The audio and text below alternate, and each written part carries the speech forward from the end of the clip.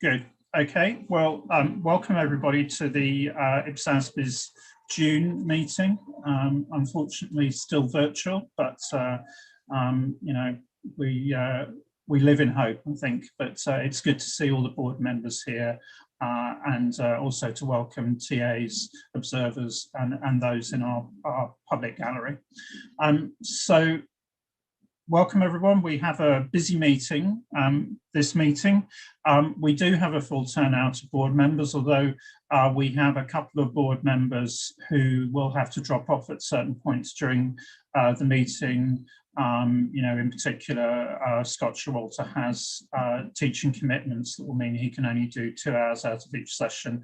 And we do appreciate the fact that everybody is sort of trying to fit this in around existing work commitments, and in a sense actually those become more pressing when you're not traveling, and people don't recognize that you know you're available, you know, and they can take you away on other things, but thanks for sparing the time, everybody. I think there's not much to say on the other administrative items, although I would record thanks to everyone for continuing with outreach activities. I think, you know, notwithstanding the constraints of virtual working, I think we still do have a very good outreach program, and it's one of those sort of paradoxes that although you can't do, you know, events physically, I think actually in some respects you can reach people, more people virtually. So I think with that, we will then move into the item 1, minutes and communications activities. First off, I would like to welcome John Blondell from OECD, who of course is one of the PIC co-chairs. And John has been a great supporter of IPSASB, both in his PIC role, but for many years before. And John, I won't embarrass you by saying how many years before. You can mention that if you feel like it. But John is with us to provide feedback on the discussion in terms of the governance review that took place in the PIC meeting in March, and in terms of what's happening going forward. So John, without further ado, welcome, and over to you. Thank you very much, Ian, and thank you very much, everyone. It's a pleasure to be with you. I hope you can all hear me. And at the last time that I was with you, I presented the sort of the preliminary conclusions of the governance review that was being undertaken by the Public Interest Committee.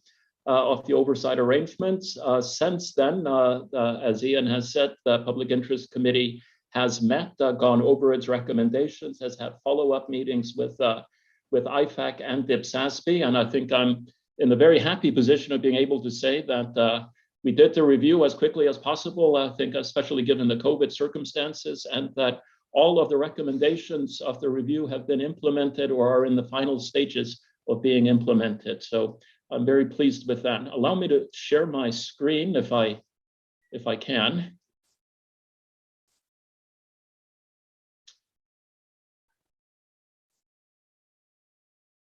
Is this displaying correctly, or are you seeing a notes page? We're seeing the notes page, John. All right, has that been fixed now? Yes, it has. All righty, I will get this right by the time we go back to real meetings.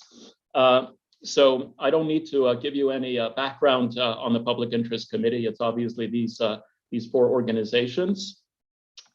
The review sort of focused on the 3 pillars of the oversight that the Public Interest Committee does. It is rigorous due process, qualified and inclusive appointments, and relevant and timely standards.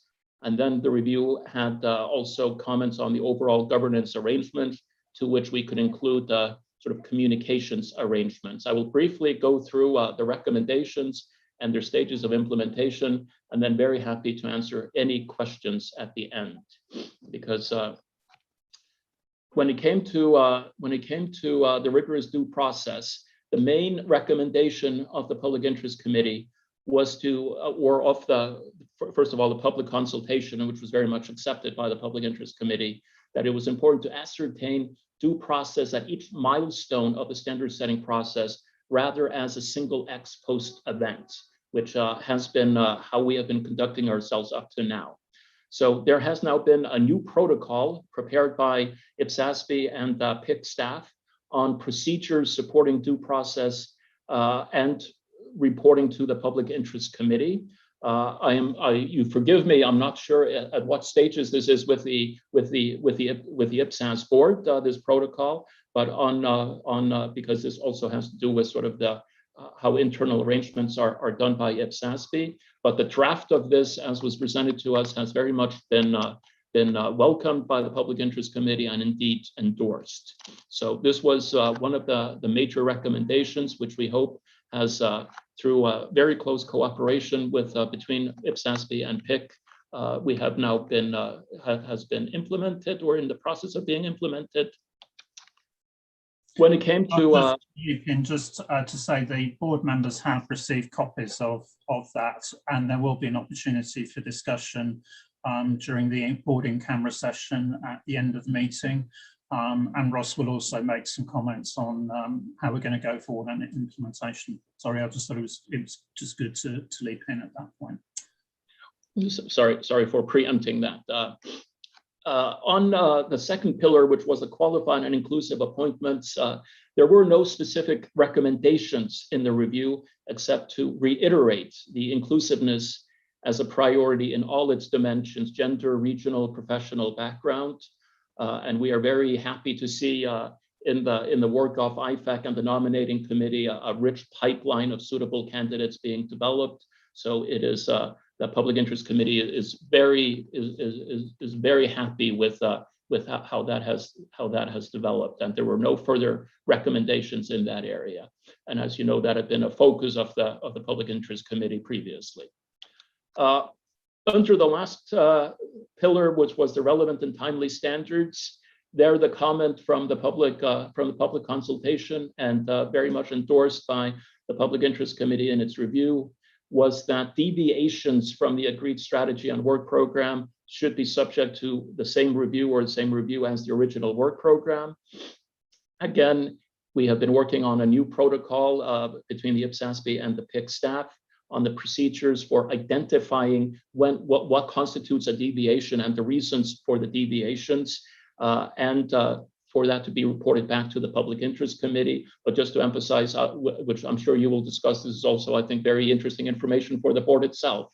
And the draft of this protocol has very much been endorsed by the Public Interest Committee. On the overall governance arrangements, there were specific concerns raised on the funding of IPSASB, and the Public Interest Committee said that it was open to expanding its oversight role to encompass aspects of the funding, how the funding is conducted. We had very good discussions with the leadership of IFAC and with the chair and staff of IPSASB on the way forward. And the conclusion was that transparency, as is so often in the case, was the obvious next step in this area.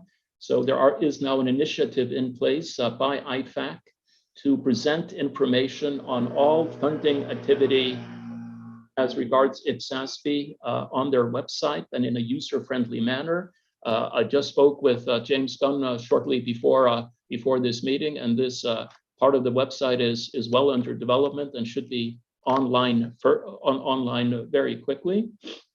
So we are very happy with that result, at least so far. The thing that I would also like to highlight is communications. This was, of course, mentioned in our report, but I think that during the course of conducting the public consultation and also in some of the follow-up engagements, that we have sort of truly begun to appreciate the importance of communication. That we felt some of the responses by people to the survey were not based on how the Public Interest Committee is actually operating, that we were not doing a good enough job of explaining ourselves. So what we did was that we committed to upgrading the Public Interest Committee website, which I'm actually going to show to you in a few minutes.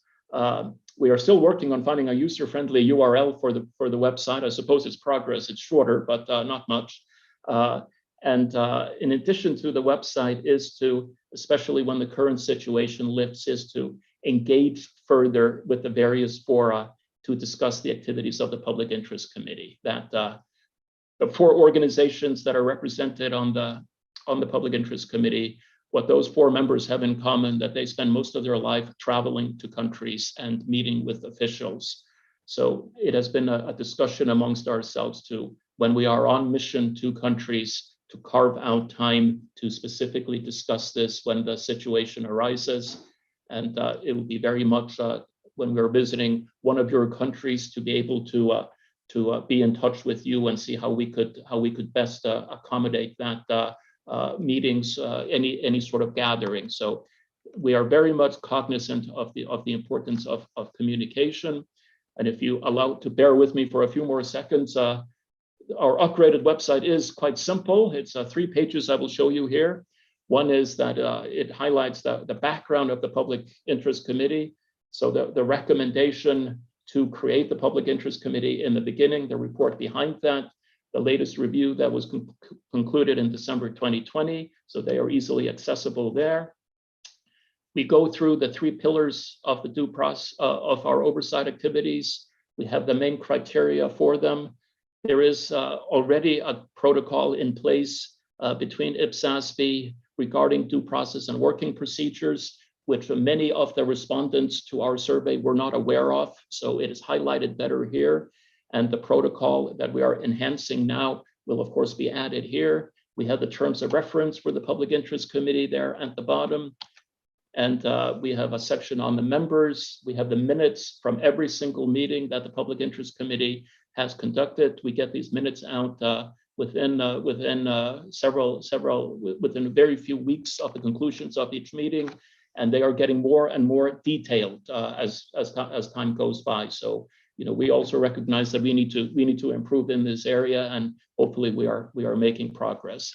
And just to finish, and before any questions may come up, just to again voice my thank you both to the leadership of the International Federation of Accountants and to IPSASB and the CAG and everybody involved in this. It's we all have the same goal, and I think we all work very well together towards that goal. So thank you very much, and again, I am happy to answer any questions that you may have. So thank you very much, John, for that update. I think certainly on behalf of the board, I'd like to express our appreciation for the way in which the review was conducted. I know you and Andrew put a lot of work into that in particular, but I know all PIC members were involved in that. So thank you very much for that. And also thank you very much for your continuing efforts on our behalf. I think one of the tremendously encouraging results from the review was that feedback on how strongly people saw the need for oversight and how positively that was viewed. So I think thanks for that. Before I open up for comments, I might just ask James or Ross if you want to say anything at this stage, and then perhaps also bring Thomas in just on the CAG perspective. Thank you very much, Ian, if I may. First of all, John, thank you very much for an excellent presentation. Very much appreciated. We note and we have identified the items that you've referred to and shared with the board, including the activities around funding transparency, which would be on the IPSASB website, as well as IFAC. I just want to note that your initiative on communication and raising the awareness of the activities and the coverage of the PIC is tremendously important, and thank you for your quick action in progressing those recommendations. The adopters of the standards, I call them the buyers, buy the system as much as they buy the standards themselves, and the PIC has been a tremendous addition to the system overall. So I think those activities are tremendously important. The other item, which I just will note as we approach every PIC meeting where the IPSASB and IFAC are engaged, is we have our communications to the PIC, and I just wanted to make sure that the board's aware that We communicate the activities of the IPSASB from a memo from the chairman, which covers the outreach as well as the standard setting activities. We regularly provide a due process report. We also provide a comprehensive CAG update through Thomas and staff. So as part of the PIC meeting, all of those items were part of our regular communication and taken as read by the PIC for that purpose. Thank you. Ross, anything to add before I go over to Thomas? Nothing additional to add other than just to extend the thanks to John and the PIC as well for the collegial working with us on the PIC recommendations and our response from staff as we work that forward. That was very helpful and appreciated. Thanks, Ross. Thomas, anything you'd like to add from the CAG perspective? Yeah, thanks, Ian, and thanks, James, for kind of making the points regarding the regular communication between CAG and PIC. I think that would have been something I would have mentioned explicitly and thanked for the great cooperation. I will come back to that later in my CAG update report. John, I want to thank you for the opportunity to contribute to kind of the survey as the CAG chair. I think that was very much appreciated. And for the diligent kind of review of all the comments made, I find myself very well kind of represented in how you analyzed the comments and the actions, and I can only echo what James said. I think especially the communication aspect regarding what is the purpose of the PIC, who is the PIC, and how do you get access to the PIC. I think this is really, really important. That was one of my remarks as well, and I really thank John for drawing up this point and reacting on that. I think that's immensely important because the PIC is doing a great job and people should know that. So thank you for that. And with that, again, thanks for the great cooperation between the CAG and the PIC. Okay, thanks, Thomas. So I'll open up now for questions and comments from our board members.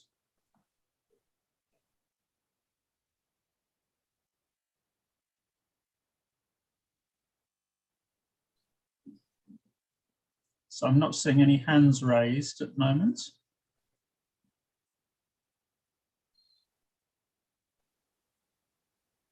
Okay, Mike. Thanks, Ian, and I suppose just endorse all the comments that have been made. And I did exchange an email with Ross just as to how we were going to implement some of those processes, Ian. So I look forward to the conversation later in the week. Thanks. Thanks, Mike. Okay. Anybody else?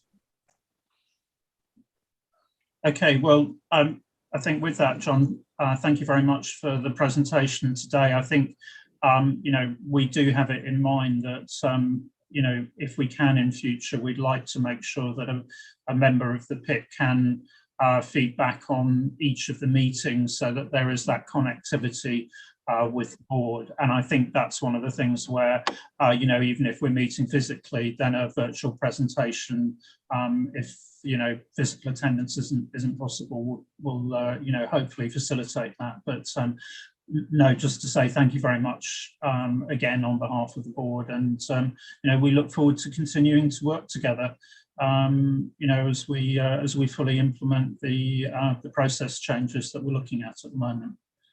So thank you very much, John. Thank you very much. Okay, so with that, we then move into the minutes of the March 2021 meeting, just to check that there are no final points anybody wants to make on the draft minutes.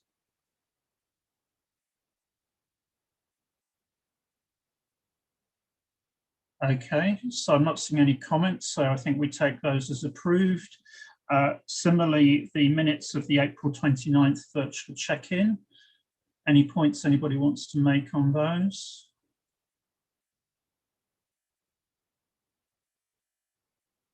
Good, okay, so we take those as approved.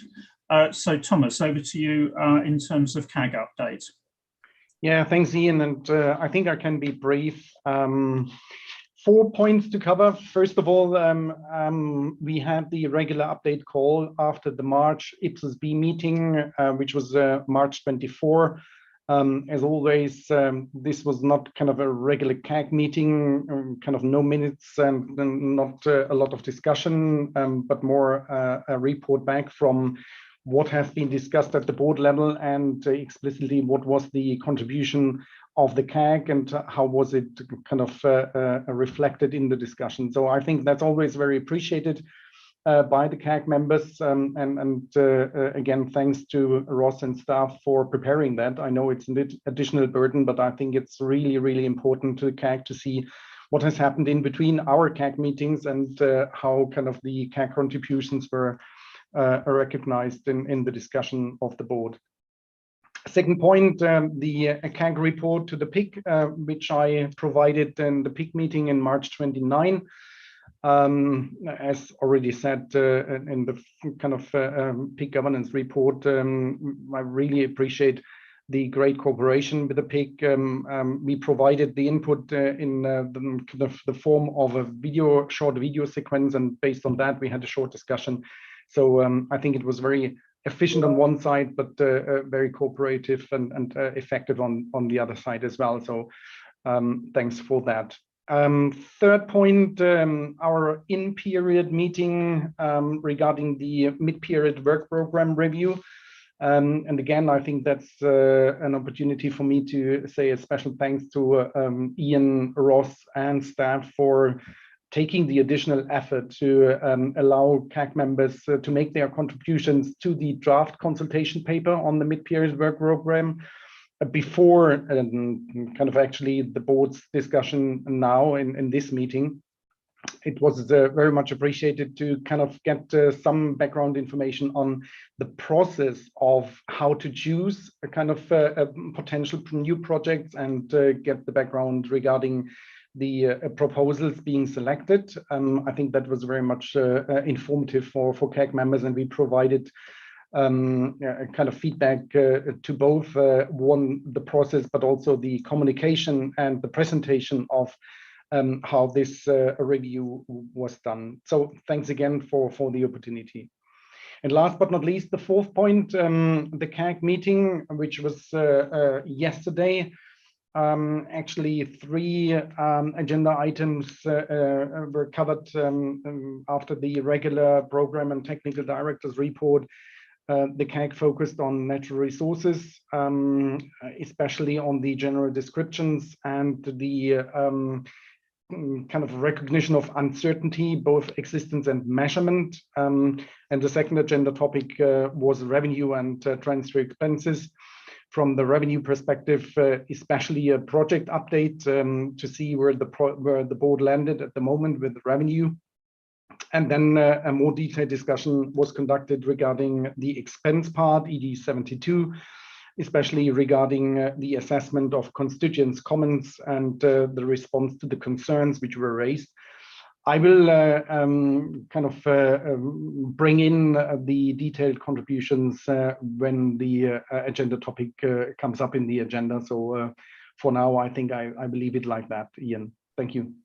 Okay, thanks, Thomas. And I think just sort of picking up on our thanks to CAG members for attending the additional virtual session to discuss the work plan consultation, and also I think for what was a very good meeting yesterday. I think some very interesting discussions, very productive discussions, you know, from the board perspective, and we'll look forward to hearing about that. I think also just to recognise the work that staff put into the papers for that, because I think that you know, greatly facilitated the CAG's deliberations. So I think, you know, we'll look forward to hearing the various different comments as we move along. I couldn't agree more, Ian. Sorry, I should have taken the opportunity to thank staff and Ross and Dave, obviously, in preparing the CAG meeting for the great papers and the great presentations done yesterday. I think that was a very good basis, which really kind of initiated great discussions. Thanks to CAG members as well, which are present today for the good contributions yesterday. Thanks, Thomas. So just pause and see if there are any general points anybody wants to make at this stage before we move on to Ross's report.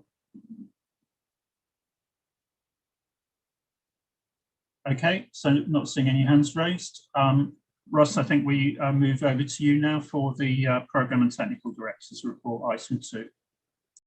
Great, thanks, Ian. I'm just going to share a couple slides here.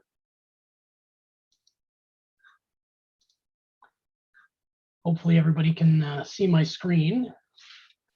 You should see the cover page of my Program Technical Director slides. So I'll run through some highlights in the report. I won't go through everything in great detail, but there are some items that I wanted to highlight before we get into the discussion on the recommendations. So in my report this time, you'll see the start of the report focuses on ongoing COVID impacts.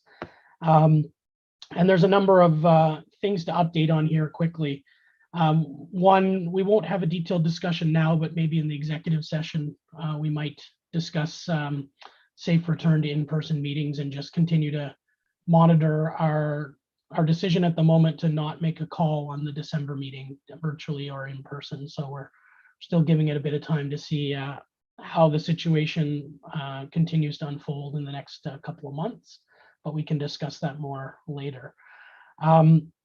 Also wanted to highlight one thing noted in the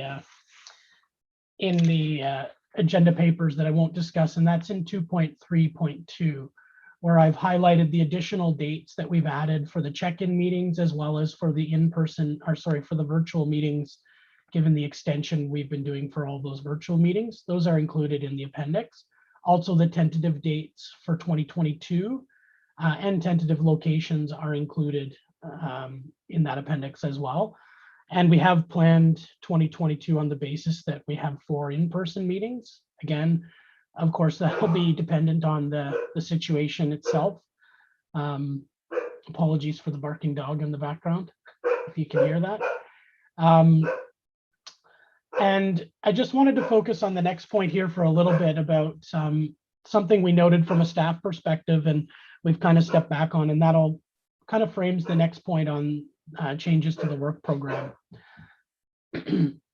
So in looking at our pivot from in-person meetings to virtual meetings, it was evident that since we'd moved to virtual meetings, we were operating in what I call emergency mode. I think I termed it slightly different in the paper, but we kind of pulled out all the stops from a staff and a board perspective to make sure we continued to deliver on the work program. And we started to realize in the last couple months, and probably even earlier, but it really started to come home that it was really starting to be a burden on members, on staff, and even on constituents in some of the comments we were hearing, and that we really needed to step back on a couple of the projects and evaluate the progress we've been able to make virtually, which we should be proud of the fact that we've kept things moving, but also realize that in some instances there is a need to slow down the project slightly and just think about the resources we're putting on the projects, the timelines we've committed to, and what is realistic given the new environment we've been operating in now for a while. And we've already started to implement some of those changes and thoughts. So one of the big things is on certain items where you're having conceptual discussions, it's clear that we need a little bit more plenary time to allow members to have a more fulsome discussion and really feel that we've gone around the issue in an appropriate manner, that everybody's comfortable before we move forward. And we've taken that to heart on both natural resources and the revenue projects for this meeting, where we've given whole days for that, and we've cut back the number of papers and issues we're bringing, so the board will have more of an open discussion, more similar to an in-person meeting. It might not be to the same extent, but the intention is definitely to allow those debates on those conceptual issues. So, and we'll continue to monitor that going forward. Another small thing we've decided that we're going to try and focus on is for the check-in meetings, we're going to try and focus on bringing back instructions or specific items of action from staff rather than full-on conceptual debates at the check-in meetings, because we're even more constrained in those. From time to time, we have used the check-ins for those conceptual debates, but if it is a bit constrained and it is a bit of a challenge to use that for that from two perspectives. One, the limited plenary time, but also the limited staff time we have from meeting to meeting. If we're focusing on big conceptual papers for the check-in, it kind of puts us behind on our progressions for the next quarterly meeting. So just thinking about how we use those resources over the quarter and the best use of staff resources. I don't know, Ian, do you want me to pause here for a couple comments before I move on to the proposals? Yes, if you want to, Ross. Sure, I think that's a good point to stop, and I'll just stop sharing. Okay, so obviously we'll look in a bit more detail about the proposals project by project shortly, but I just want, if there are any general comments members want to make at this point in time.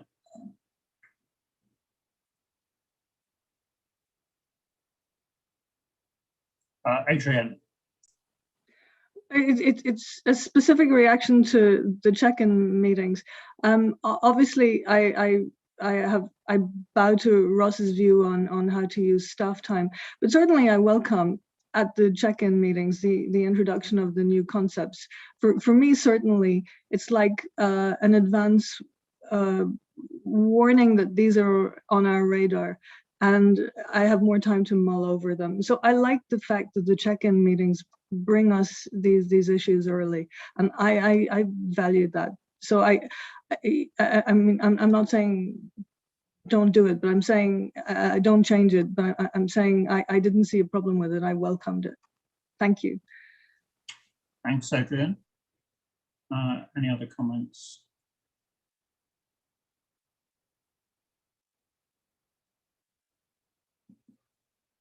No, okay. I mean, I think probably the check-in meetings are one of the kind of significant innovations that we've had, and I think there's no doubt about the fact that, perhaps as you said, Adrienne, there's an opportunity to have a discussion that gives people a bit more time to think and digest. Certainly, the evidence is it helps us move the projects forward as well, and I think that's certainly something that on a virtual basis. The discussions Ross and I have had is that would be something that we'd like to keep in place if we can, when we go back to virtual, because I just think that, whilst recognizing everybody has day jobs, keeping that dialogue going actually is potentially helpful. Adrienne. Sorry, that was just thumbs up. Okay. Okay. Anything else, or Ross, do you want to carry on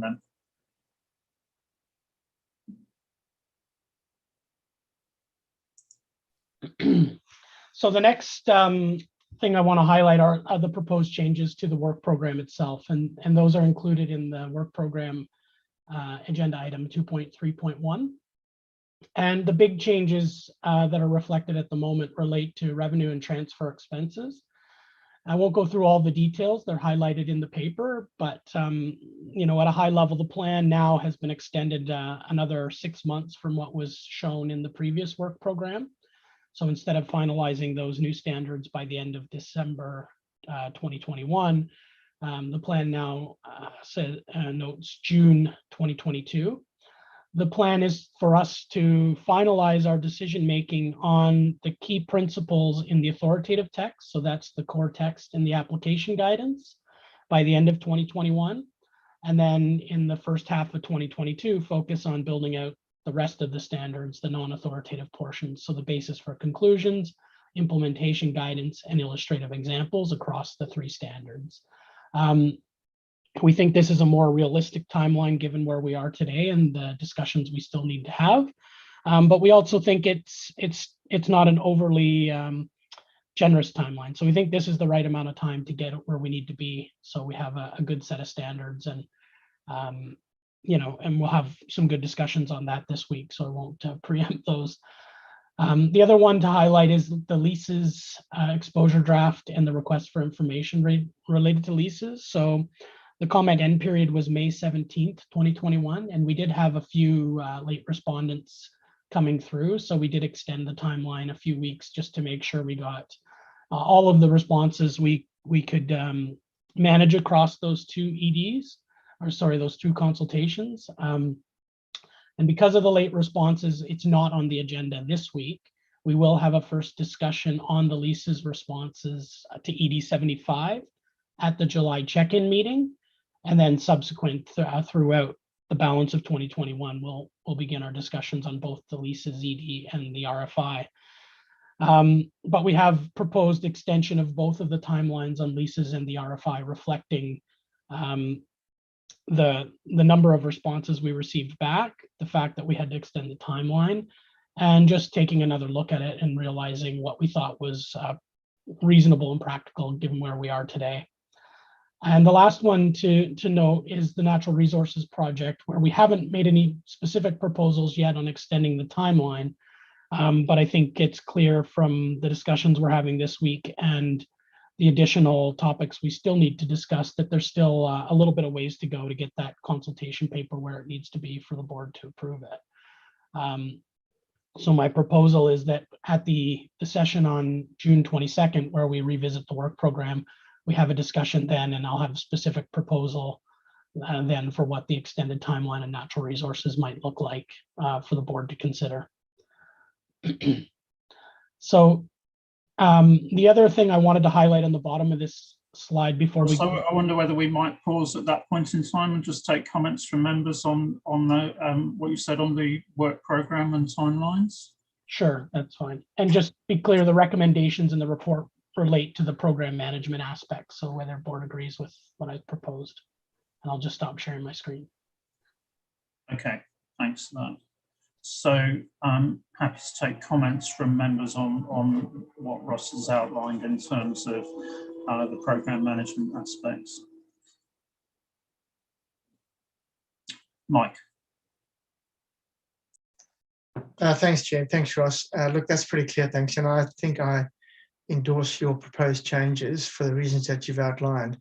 My only question when I read this paper and then compared it to the next agenda item, which is around the work plan consultation, was have we factored these changes into the timing of some of those projects? I know we don't have any timings in the agenda item 3, but it does have an impact, I think. Ross, do you want to come back on that before I go to Camira? Yeah, it's a good point, Mike. You know, as we'll get to in the next session in a little more detail, you know, we really can't start any of these new proposed projects until we move some of the bigger items off. And, you know, some of these items go back to strategies, so we've been working on them quite a while. But you're right, we have to clear out some of these bigger projects and make progress before we can bring any new projects on. I don't think it impacts anything in what we're proposing in the work program consultation, because we were non-committal on when we were going to start those projects, other than saying when the board has the resources, we'll start the work, and an indication that one might start in 2022 and one might start in 2023. So we might have to revisit that down the road, but I don't see any, you know, big problems with leaving it as is for now. Thanks, Ross. Camira. Thanks, Chair, and thanks, Ross, for the update.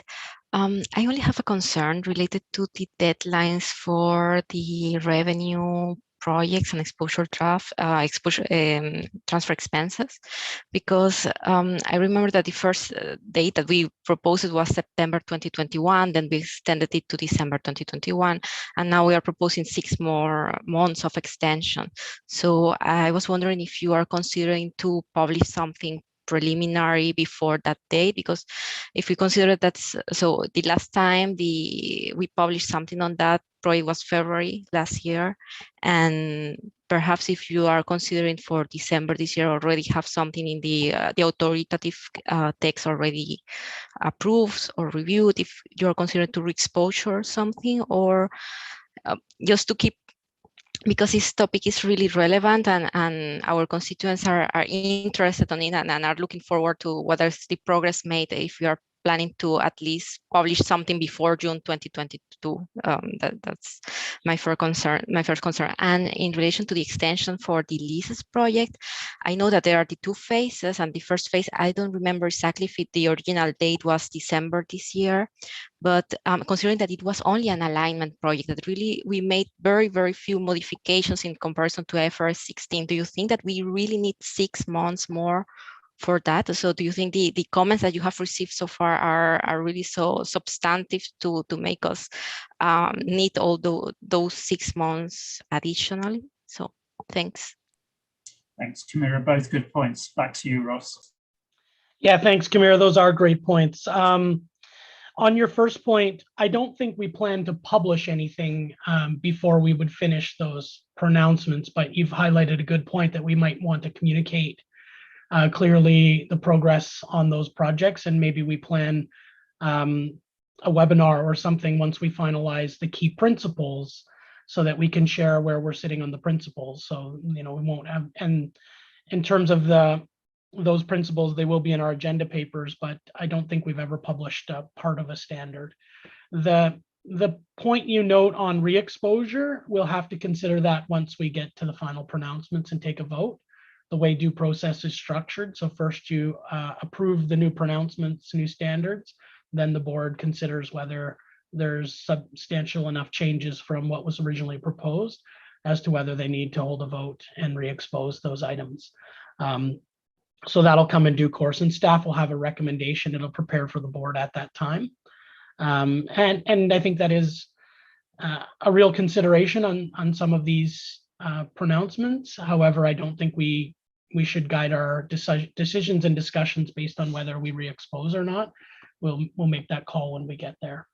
On your second point on the ED75 core Leases standard, I agree with you. I think we're being generous with the time we're giving on ED75. Being a straight alignment project, I think this is one of the times where we might set a timeline and actually exceed it. But we didn't want to add undue pressure on the board or the staff in moving through these responses. We have had a strong response to ED75, where we've got 45 responses to that. There also are some RFI, about 30 RFI responses. So there is a lot to go through there, and we just don't want to set a timeline that we're just going to, push back immediately. So that's why we've gone with what we have. But you're right, we'll probably be in a place one meeting before the planned meeting approval where we might be able to approve something if we stick to the alignment approach that we've set out, and the responses are supportive of that.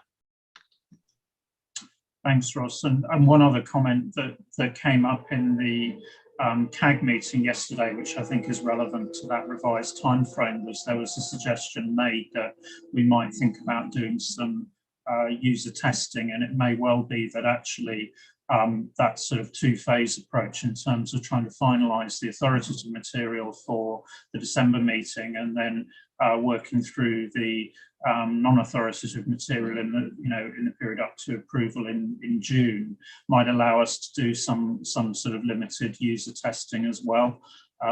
So, and again, I think we shouldn't rule out the fact that although we get to a conclusion on the authoritative material in December, according to this plan, that might throw up a few things that do impact on that. So we would need to be open to that. So I think your point overall, though, Camira, is that we do need to communicate very clearly what's going on with that, and where we've got to, and if we see key changes coming out, what's happening with that, and so on. So I think if staff can take that away as an instruction, that we need to think about the communication plan starting from now in terms of how do we set expectations. Okay, any other points members want to raise on those changes? Lucy.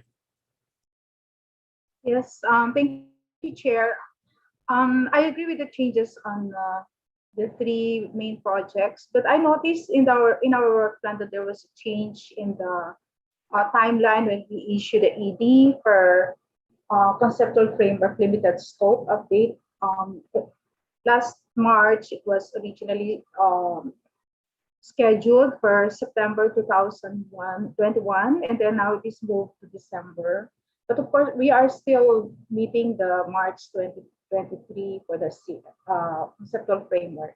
But there was no explanation in the, there was no explanation in the agenda why there was rescheduling of this ED to December 2021. Thanks, Lucy. Ross, back on that. Yeah, thanks, Lucy. That was one of the changes that came during the March meeting. So in John's session, when we were discussing the timeline for finalizing the limited scope update, that's why it's already reflected in there. And I didn't explain that particular change. But when we were going through the issues and I would say that the slightly expanded scope on the limited scope update, we thought we needed till December to land that exposure draft, and that was discussed in John's session last March.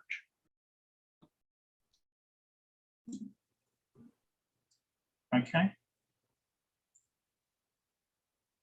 So with that, I just want to check that the members who've spoken have been supportive of the changes that Ross proposed in his report. Can I assume that everybody else is content with those changes? Yeah. Thanks, Ajit. Thumbs up from you. Okay, that's good, Ross. So take us forward into the final part of your report. Thanks. The other thing I wanted to highlight is just the last couple paragraphs in my report, where I'm trying to share a little bit of an update on some of the other activities that are ongoing, because there is a lot of non-project work at the moment as well amongst the board members, staff, and Ian in particular. So the first one that's highlighted in the report is our work on sustainability, and we discussed this a little bit in March. And I think we touched on it in the April check-in meeting that the board would like a regular update on activities in the sustainability space. So not a great deal to update here, but the one update that we do have is a fairly big one, and that's that Ian, as IPSASB chair, has been invited to participate in the Ifrs Foundation Transition Working Group that's been put in place to work with a number of other CEOs from key organizations around the creation of the International Sustainable Reporting Board. That's moving at a pretty quick speed at the moment to get the process, the system in place, and the remit of such a board on an international basis. And Ian's involved in those discussions, and I think to date Ian's participated in one discussion, and there'll be ongoing discussions as it goes forward in the next few months. There's also been a lot of work happening in the International Statistical Standards update process. I won't go into all the details, but in the report there, it does lay out the many activities that we've been involved in. And I wanted to actually extend a thanks and just highlight the work that Joao Fonseca, IPSASB principal, has been putting in this space. And Joao comes to us from both a statistical and an accounting background, and he's the key staff lead in these areas at the moment, and there are a lot of strands. So, thanks to Joao for this, and this is a really important part of the IPSASB's work and activities. We do have our alignment with statistical process that we've been following for a number of years, but this statistical standards update process is a really important opportunity for us to share where our standards have landed in the work we've done, so that the statistical community can consider opportunities that might exist in their frameworks for further alignment with the concepts and principles from an accounting perspective. And so far it's been quite a useful bit of outreach on our part, and the statistical update process will continue going forward, and Joao will continue to work from a staff perspective, and Ian also engages in those activities directly with staff and also in some of the meetings with the statistical community. Also want to thank both Adrienne and Mark, who've been part of this work going back to early 2020, before the pandemic, in discussions we had with the IMF and others in the statistical community. And we do plan to continue to have discussions to share information with both Mark and Adrienne from a board perspective as the process moves forward. It's just at this point, we're just getting into the next round of how all these processes will play out. So we'll keep you up to date on that as we move forward. And the last bit I wanted to highlight was adoption and implementation support, and in particular to highlight a number of activities that have been ongoing for a while, driven mainly by IFAC and their support of international standards development and implementation and adoption. And a couple of activities we've all been involved with the last little bit. So the International Public Sector Accountability Index, the 2021 status report, is very, very close to being finalized and published. We'll have a couple short slides that we'll show in the work program session just to update on some of the top line numbers, and I won't steal Ian's thunder because I'm sure this is one that he'd like to share a little bit on, but this is coming imminently. Pathways to accrual, or the Study 14 update modernization process, is also well underway, and we expect to land that in the fall of 2021. This will be a more modern electronic tool that will allow the information from Study 14 to be implemented, but also updated and made more modern and usable by users.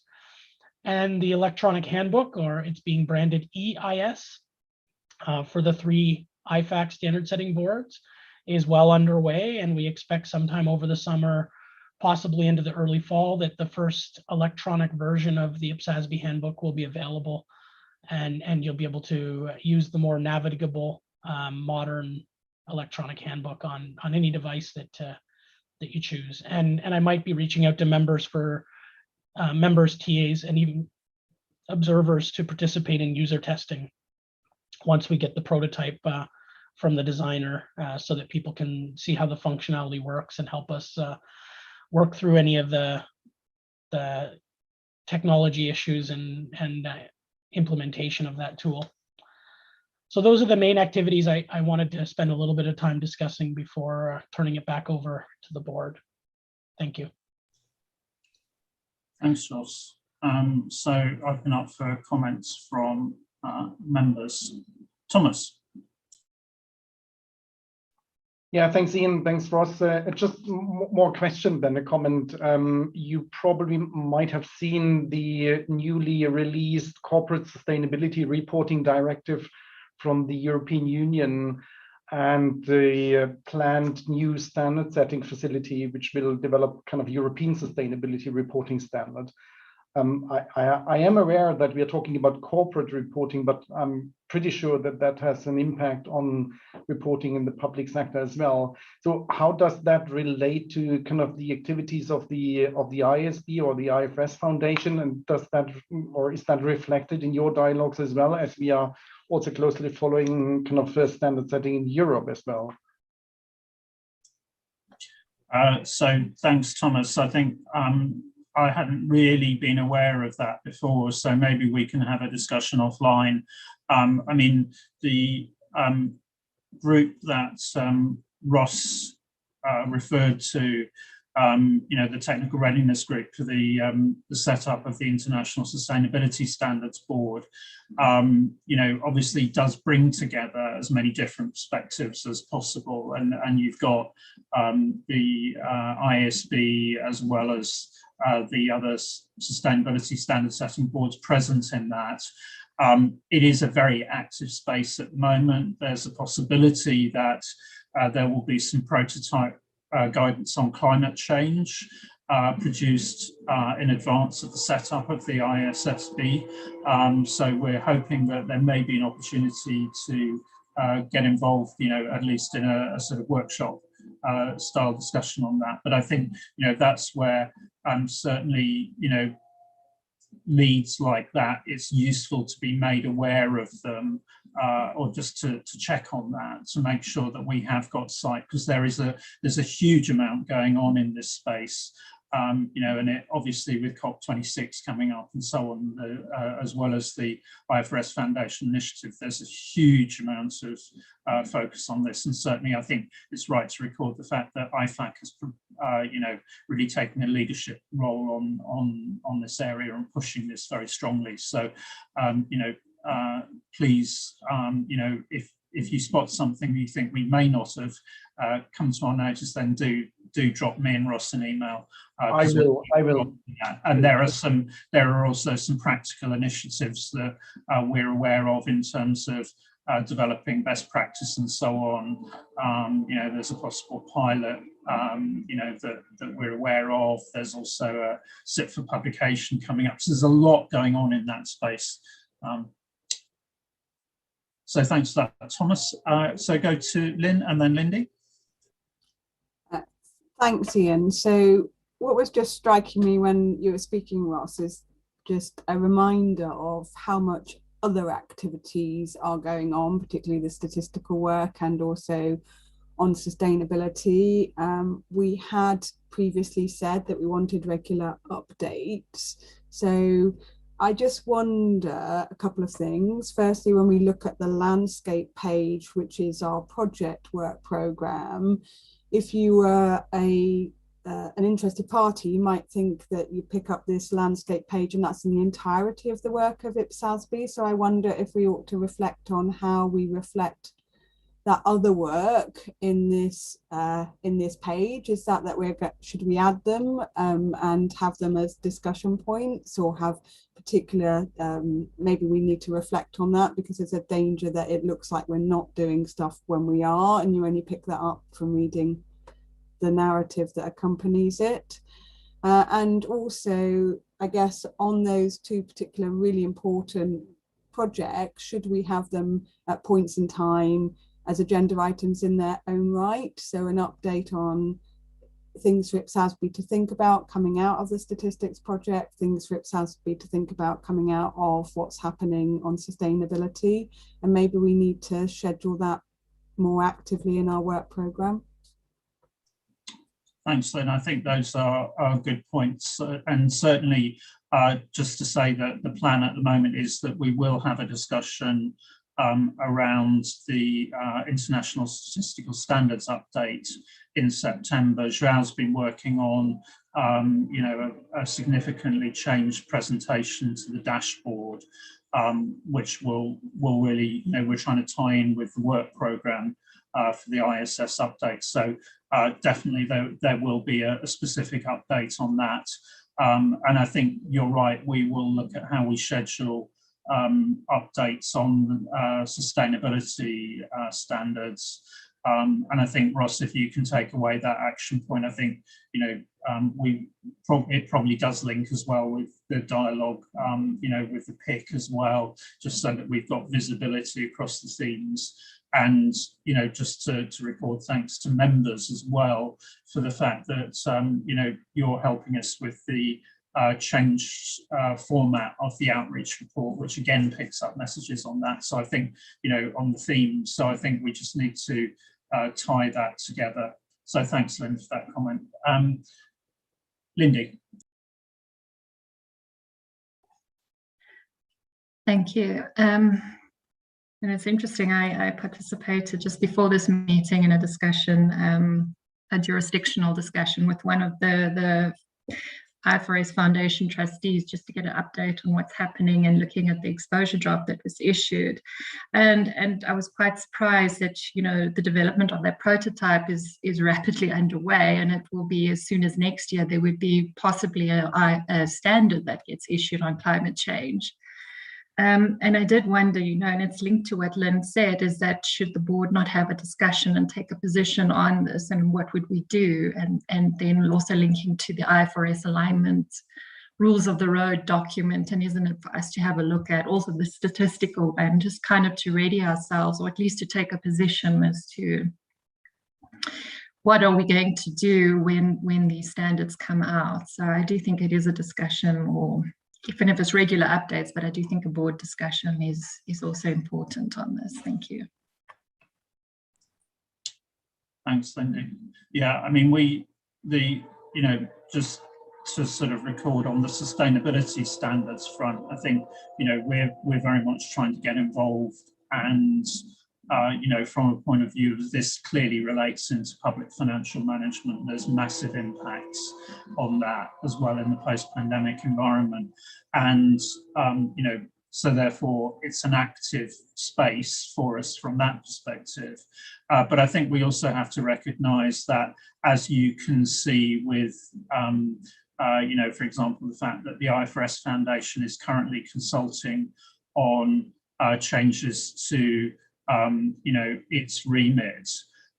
We have to be cognizant of the fact that this isn't something where we can get ahead of the game and dive in and start endorsing guidance and all that kind of thing. I think there are a number of sort of issues involved in that, you know, which we don't want to slow down debate and input. And it may well be, for example, that there may be an opportunity for the board to get involved in an informal discussion around the prototype climate guidance, you know, because they're looking at options for socializing that. We just have to be a little careful, you know, not to get ahead of this. You know, so it's a tricky balance, and I think we'll need to keep talking about it. But, you know, we're having to explore this as an area at the moment from a board perspective. So I've got Scott, then Adrian. Yeah, thank you, Ian. I just wanted to endorse Lindy's comment. This is an area where there's a lot of different views, but also a lot of different knowledge. And so whether we dedicate board time or not, I'd be interested in any information you had to share with us, because we need to bring the board along, because we're all coming in here from different perspectives on this particular fund. And I would encourage, even if you don't have time in the board, at least share information with us so we can sort of be ready when it comes, because there's going to be an educational process for the board to get to where we need to be, because this is not like an accounting topic where we've been involved. It's really, I've been involved for 20 years. It's a really different front on this area. So I would encourage us to share as much information as we can with the board. Thanks, Scott. Adrian. Yeah, I'm saying the same as the others. I'd really welcome at least a briefing on, for example, on your discussions with the Sustainability Standards Board. I fear that we're getting left behind rather than being afraid to get ahead. And so the more information we have, and Lindy's comment on the development of a standard on climate change, just to know what that is and what it covers. So there's a lot of information that I'd really welcome hearing about in a board context, if not least because if we're making progress on natural resources, we should be aware of what's happening in other dimensions of the same kind of work. So I think there are 4 of us who are saying, please, can we have a briefing, or if not a discussion? Thank you. Yeah, I mean, Adrian, I think we just have to be quite careful that a lot is going on at the moment, and it's like, you know, I mean, it's almost, you know, I think we're just going to have to balance it. So I hear the messages, but if you can let us just get into this process a bit more, and then we'll work out what we can share and when. As I say, you know, one of the discussions at the meeting that I went to a couple of weeks ago was how this prototype guidance on climate change might be socialized, as was put, you know, because it's not formal guidance at the moment. There is no International Sustainability Standards Board as yet, although they've advertised for a chairman and a deputy chairman. That's going to take a while. So, you know, we'll take advantages of opportunities as we can, and, you know, we'll look carefully at what we can brief on and what is still subject to internal discussions and all that kind of thing. So we will do what, you know, we will do as much as we can and as quickly as we can. So just bear with us on that. Mike. Thanks, Jess. I was just going to endorse what you just said. I've been following quite a few websites because I've got nothing else to do these days. But yeah, there's an awful lot going on, and we've got to be careful we don't try and pick different horses. So you're on that committee. That's a really good step forward. Let's make sure that you give us whatever the authoritative position is before we jump into following too many horses, I think. I also endorse the work that's been done with the statistical community. It's really good to see that we're involved there. We used to have somebody, was it Sache de Klerk, come along and talk to us from time to time. We haven't had the benefit of that for a while, probably because of Zoom, but it would be good to hear from them also from time to time.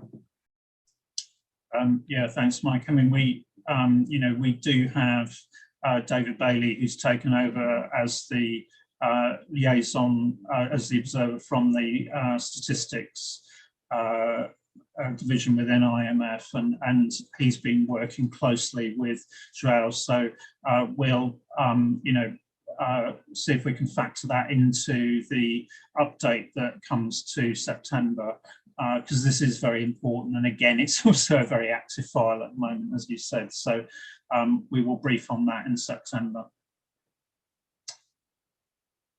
Okay, anything else? Good. So thanks, Ross, for that update. I think, in keeping with the spirit of what board members have asked for, I think that is the sort of broad landscape view that we need to work out how best we give going forward, so that members can see what's going on across that range of activities. And that is right, because our strategy goes across that broader range of activities. So we will look at how we tie all that together going forwards. And yes, certainly a commitment that there will be regular updates on sustainability, as often as we can, we can manage it, but certainly at every meeting for the next few meetings. Okay, so Ross, I think with that, we're through your report back. So do we want to move on to the index at this point in time? Yeah, I've got the index slides ready to go, Ian, if you want me to fire those up. And do you want to present on that? And almost yeah, I've got them on my worktop, so I'll sort of try and share that. Sure. But if you can act as a backup, if my screen doesn't share. So just before we get into this, Ross sort of identified the fact that we are planning to launch the 2021 status report on the International Public Sector Financial Accountability Index tomorrow. So please, if I can ask the board, observers, TAs, also those observing the meeting publicly, please can you treat the information I'm about to share with you as embargoed till tomorrow. It is due for release properly at 7 AM New York time tomorrow morning, and that will coincide with an event that the World Bank is holding, which Thomas and one or two others I think are involved in, which is launching a review they've done into the implementation of IPSASB 33 in practice. So that ties together, but we also felt that it was appropriate to share this information with you because it is, A, the board should be seeing this before it goes out publicly, but B, it obviously was one of the relevant factors coming into the consultation on the forward work program. So, but please treat this as embargo, don't tweet it or anything like that till tomorrow. There's a load of social media activity that will happen tomorrow, and we would certainly urge you to make use of that and spread the word on this. So if I can, is that working, Ross? not yet. Hang on, let me just share my screen. That works. Better? Yes, but you're not in presentation mode. No, okay, if I can just get rid of the, then I can click on that. Right, okay. So there we go. Okay, so this is the second status report on the index. The first was back in 2018.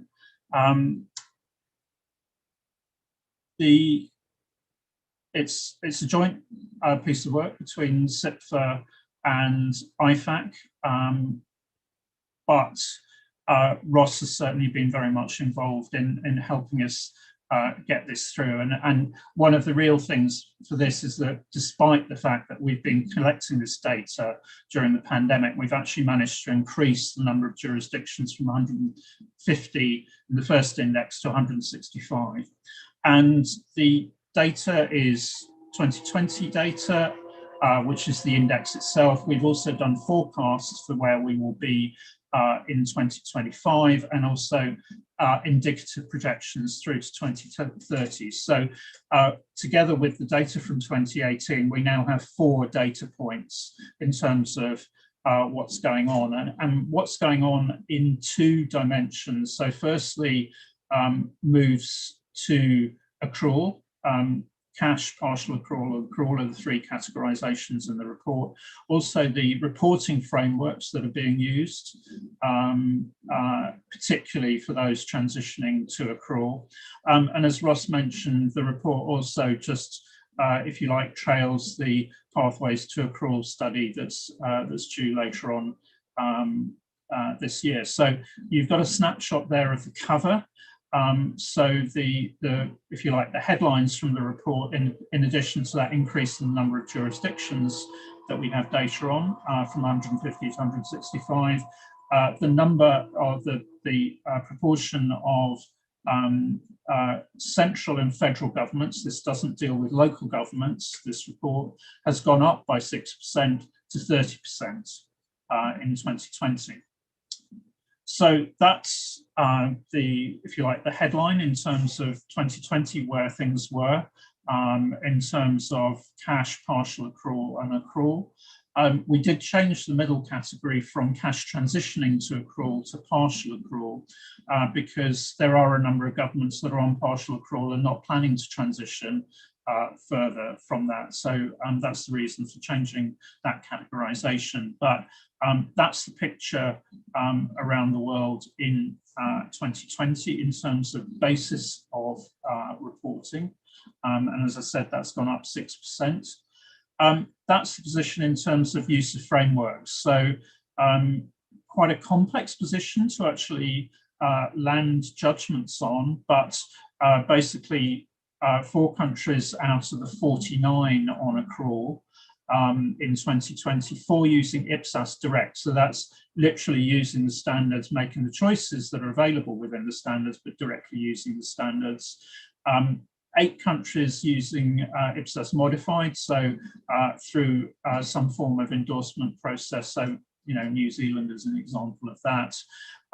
16 countries using some IPSAS somewhere in their standards development process. You've got 3 based on the Ifrs, albeit one of those, and the 3 you know, include Australia and the UK. UK happens to be very close to IPSAS, even although that's not specifically the headline framework, precisely because it uses the same sort of process as we do as a board in developing our standards, starting with Ifrs, and then you've got those 18 on national standards other. Now, what does the trend look like going forwards? That is the forward trend that we're seeing in terms of moves from cash and partial accrual to accrual. And you can see that in 2021, we're up to 50% of jurisdictions reporting on an accrual basis, and then that goes up further quite significantly in the projections to 2030 to above 70%.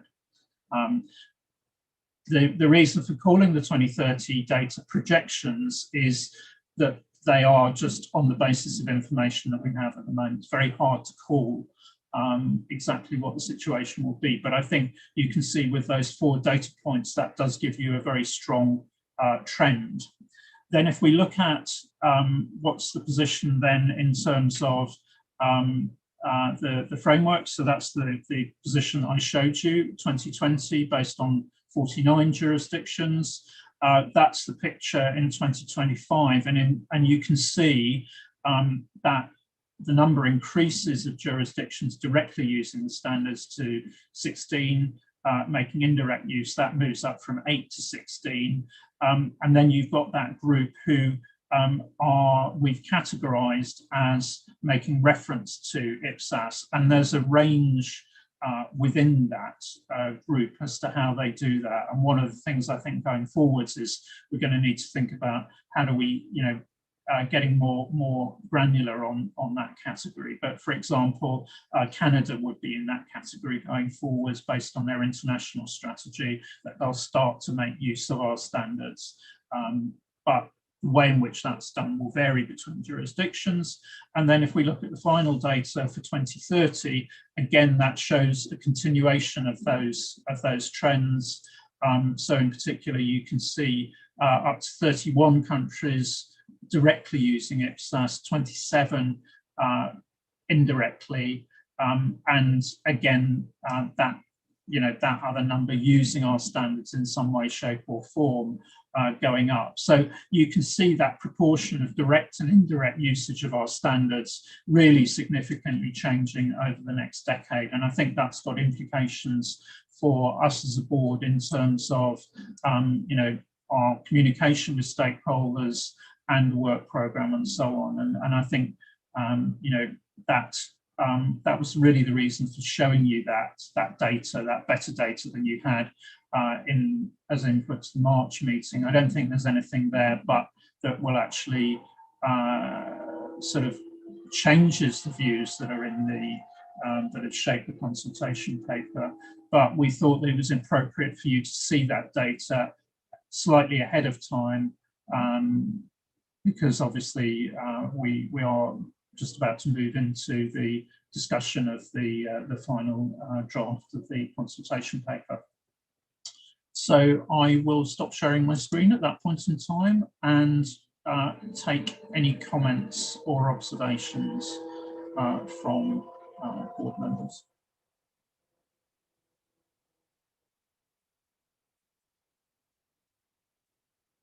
Okay. Good. Right. Well, that's the first public outing for the data. So please, as I said, treat that as embargoed until tomorrow. It will be in the public domain tomorrow. There's a lot of stuff going on beneath the surface at the moment, just to finalise the comms on that. Adrian, did you want to come in?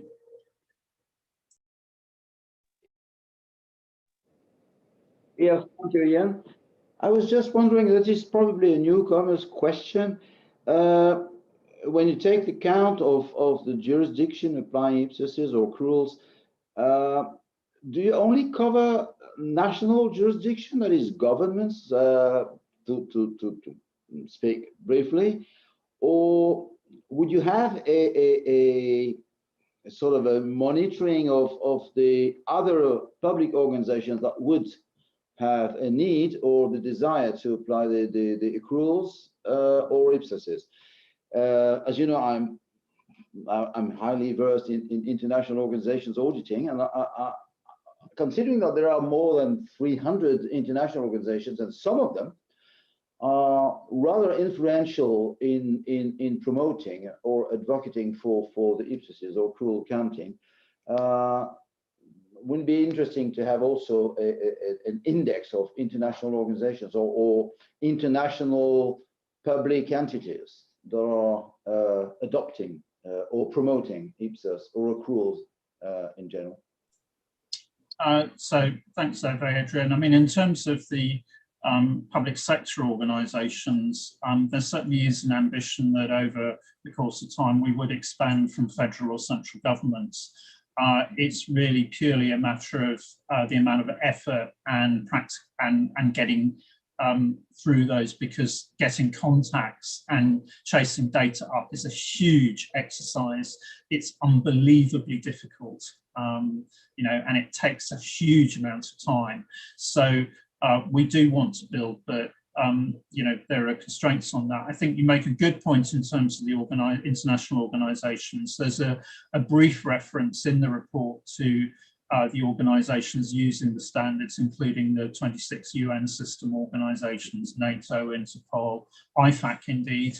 But we do want to improve our data on those. And I think that's something where certainly if you've got access to that data and other members have, we would certainly welcome that. We'd like to get better data and a more complete database of those international organisations. So please do contact Ross on that, and we will endeavour to get more complete data on that. Okay, so if I can go to Thomas and then Mike. Yeah, thanks, Ian, and thanks for presenting this amazingly interesting figures and information. Probably the obvious question, as the data capturing probably took quite a lengthy period in time, covering the last, let's say, 12 months or so.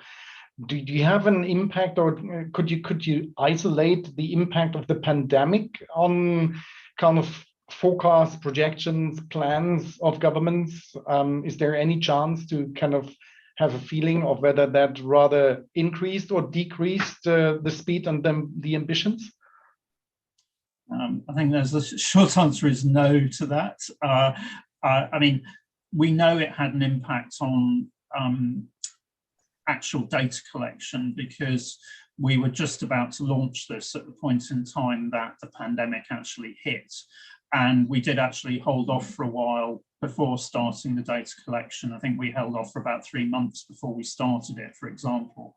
And certainly that has impacted on, for example, you know, international organizations' ability to directly support and, you know, willingness of individuals to respond and so on. I think, you know, and we do mention this in the report, we just don't have a view on that at the moment. I think there's no doubt about the fact that the pandemic has pulled people away from, if you like, more perhaps what you might call optional activities, you know, that are, because with the best will in the world, the cruel implementation is not life or death. You know, I think we will anticipate, we'll have to look at that when we update, when we next update the index. And the idea is that the aspiration is that this is every couple of years. So, you know, what you've got there is our best guess at the moment. Certainly the forecast information, we did quite a lot of work on actually just really trying to be, you know, really look at what the plans were and where we felt there was a risk in terms of delivery. We've tended to err on saying, no, that's not going to be, you know, we're judging that's not going to be on accrual by 2025. So those tend to be the ones that are literally in that space, and there are a few. We've tended to push into the 2030 picture, but it very much depends on the information that's available. And we'll have to look at this again next time round to see what's really happened as a result of the pandemic. Mike, then Chris. Thanks, Ian, and I endorse Thomas's comments. It's really good to get that sort of report back from what's happening. I was interested in I think it was the last category in your cake, the sort of purple bit, which was national standards other, and that number hasn't moved much. Are they standard setters? We just don't know what they're doing. Do they follow IPSASB? What do they follow? Will they just develop their own thing in isolation? I mean, there's a number of different countries in there, but for example, there's a number of jurisdictions that use the US GASB standards in there.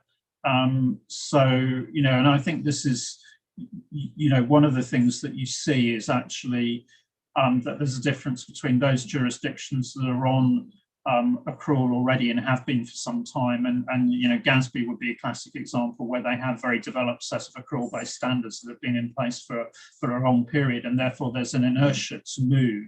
Whereas actually, when you have jurisdictions who are moving to accrual for the first time round, actually nowadays, really it's a question of, well, you know, why wouldn't you use international standards as the basis? And indeed, I think it's fair to say that the international organizations are being much more assertive around, you know, promoting IPSAS. Certainly, if you listen to some of the, you know, if you've been to some of the events that World Bank have held during the pandemic, actually, you know, they have, you know, they have been much more clear about recommending standards, and that's what you see. So I think that's why you see that movement, that you've got, if you like, a core that hasn't really changed, but the ones that are changing actually are using IPSAS in some way, shape or form. Chris.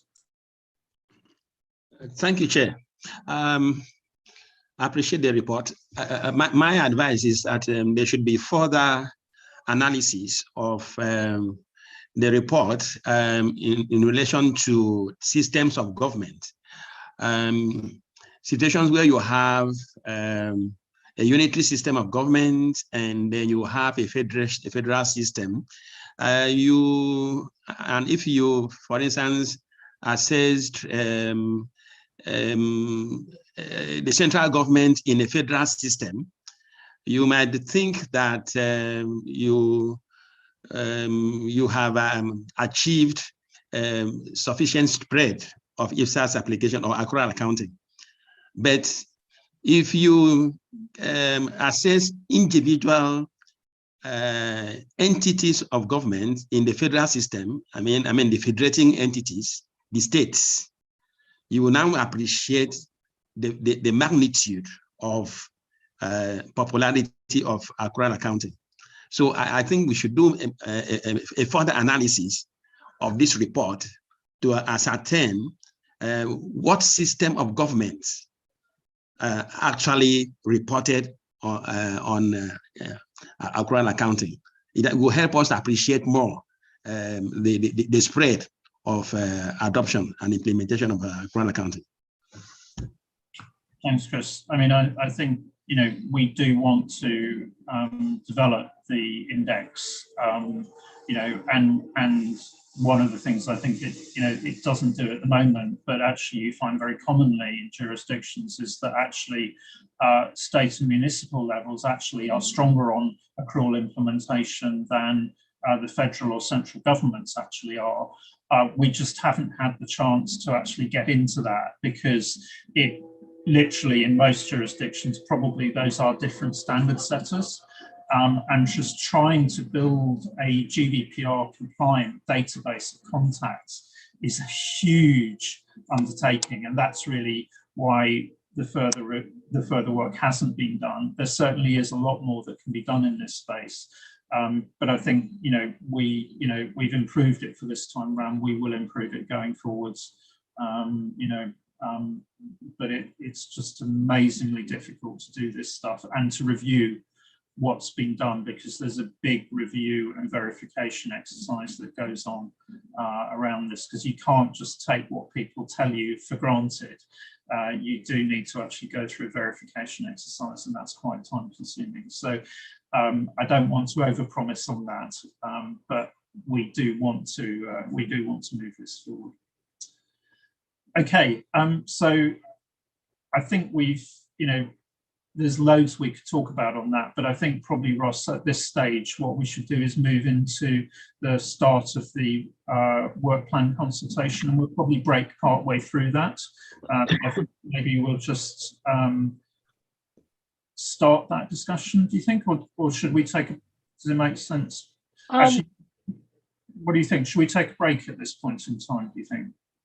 Yeah, we could take a quick break now and then just get into it when we get back from the break. Yeah, I think it makes sense to take a 10-minute break at this point in time. David, if we can ask you to be the timekeeper on this and bring us back at, should we say 22? Yeah. Okay. Great. See you back then. Okay. Thanks, everyone.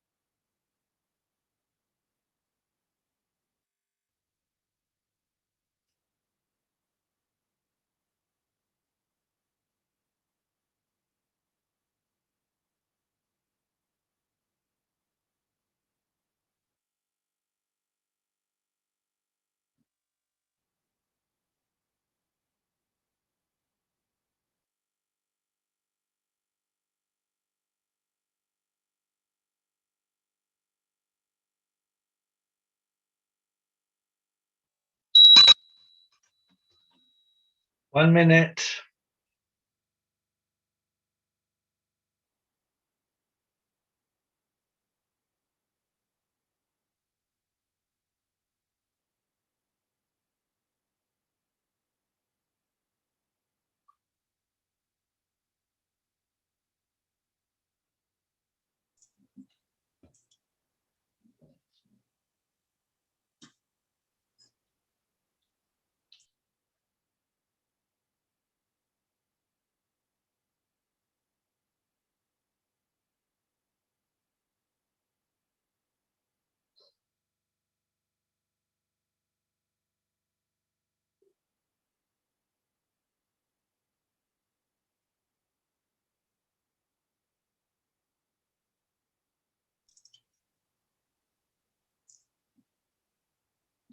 Okay, so I see board members coming back. So we now move into the discussion of the mid-period work programme consultation. Now, this is one of those slightly tricky procedural issues in terms of the fact that we are looking for approval of this document at this meeting. Also, I recognise we've got a couple of members who have to leave on the hour, I think, today. So Scott, you've got teaching commitments, and Adrian, I think you've got an unavoidable meeting commitment as well. So what I want to do is actually we'll just get into what we're going to do and ask Ross just to give a brief introduction. And then what I will do is I will go straight then to Scott and Adrian just to pick up any comments that you have. And also just to ask you to give an indication of whether you would support approval or not before you depart. Now, you know, in terms of the status of the document, it's a consultation document. We as a board don't need to approve in session the final version of it. So the way we're proposing to do it is to ask, to have the discussion today. We have the task force that has been convened, and the task force will act as an editorial group and also to ensure that members' comments during the meeting have been implemented appropriately. We will walk through section by section of the main document, not the appendices, but if you have drafting comments, we don't want those in the session today. Please can you send those offline to Ross, who will collate them on behalf of Dave. And I would have to say, you know, before we get into this, I'd just like to make two particular thank yous. One is specifically to Dave, who I think has done a fantastic job and remained committed on this right up until the day before his wife went into hospital to have the baby. He posted the papers literally more or less on the way to the hospital, I think.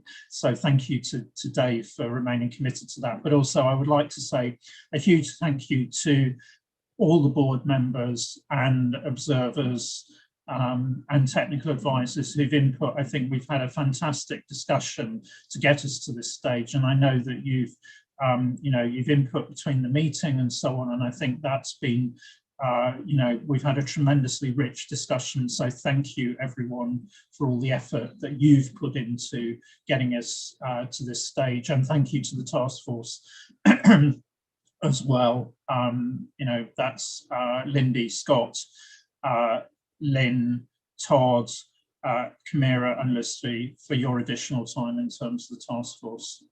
So I think with that, Ross, just hand over to you briefly if there's anything you want to add. No, Ian, I think you touched on the main points, and I want to make sure that we have a chance for Scott in particular to share any points, because I think he has to drop off in literally a minute or two. Okay. So Scott, can we go to you without further ado, and then I'll go to Adrian, and then we'll move back into the discussion. Yeah, thank you. Apologize for this, but I have eager students at 8 a.m. are just waiting to talk about accounting and auditing. Can you imagine a better way to start the day? It's hard to believe a better way to start the day. Just like I start the day with you at 6 a.m. It's just great. Okay, so look forward to it. So thank you. As a member of the task force, actually, I don't have many comments. Ian, I mean, all my comments have been reflected.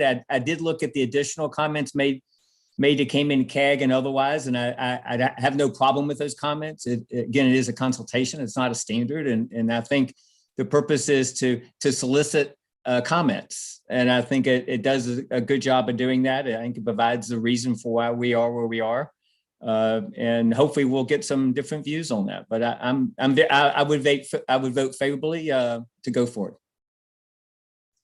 Thank you, Scott. Over Adrian. Yeah, thank you, Chair. Well, globally, I fully support the consultation document. I think they are very, very, focused on the major issues that were discussed during the previous meetings at the time we had those working groups. What I'm worried about is the 4-month consultation period. Is it usual? I don't see if it is enough or too much, but in my view, it could be too short. But again, I can understand that we have to accommodate the timeline that we have set for the adoption of future standards. So, okay, what's the reason for this 4-month period? Given that in the middle of the 4-month period, we have 2 summer recess months, where I don't believe people work too much.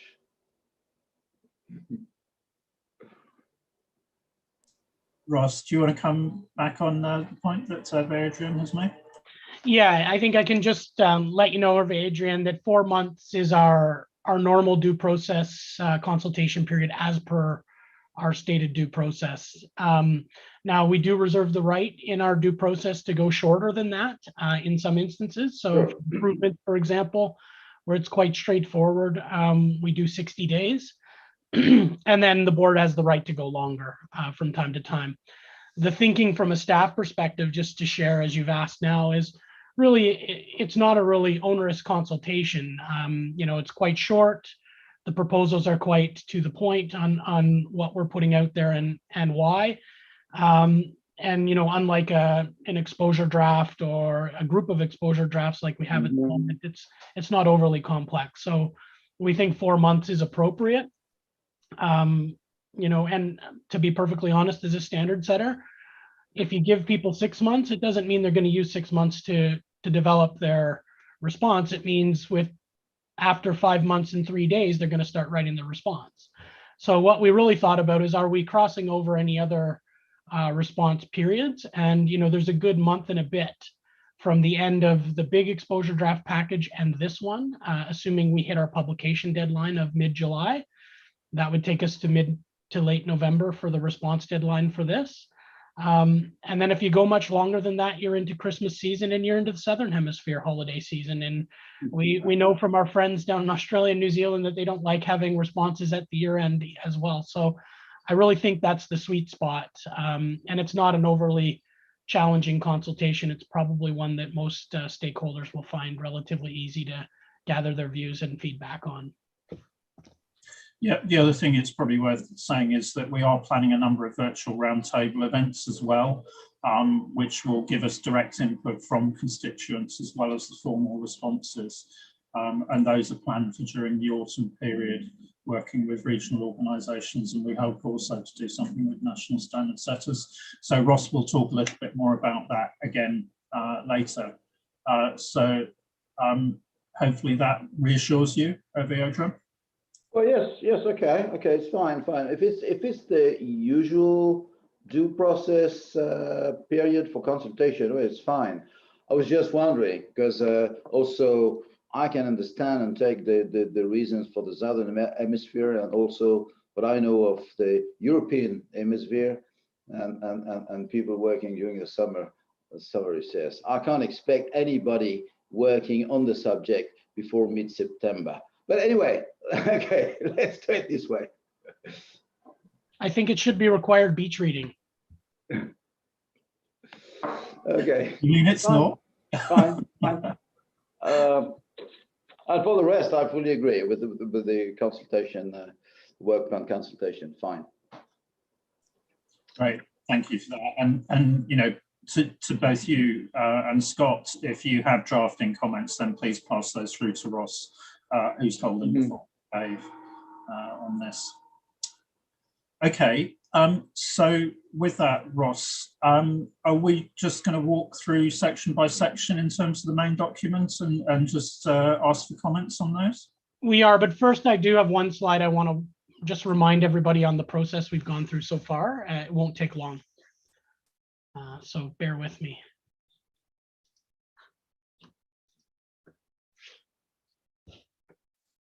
So it's in the papers, but I did want to highlight the process we followed since we started developing this document and just remind everybody of the various steps we followed.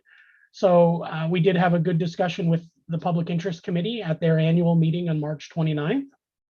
We shared the process we were planning to follow in developing the document, including the engagement that I'll talk about at the end. And they were very supportive and provided you know, a few things to think about, but generally supported the direction. Then the task force did meet on April 19th to agree on the current project proposals that we're putting forward in the document, and those were consistent with those that had been discussed in the March breakout sessions in the regional groups.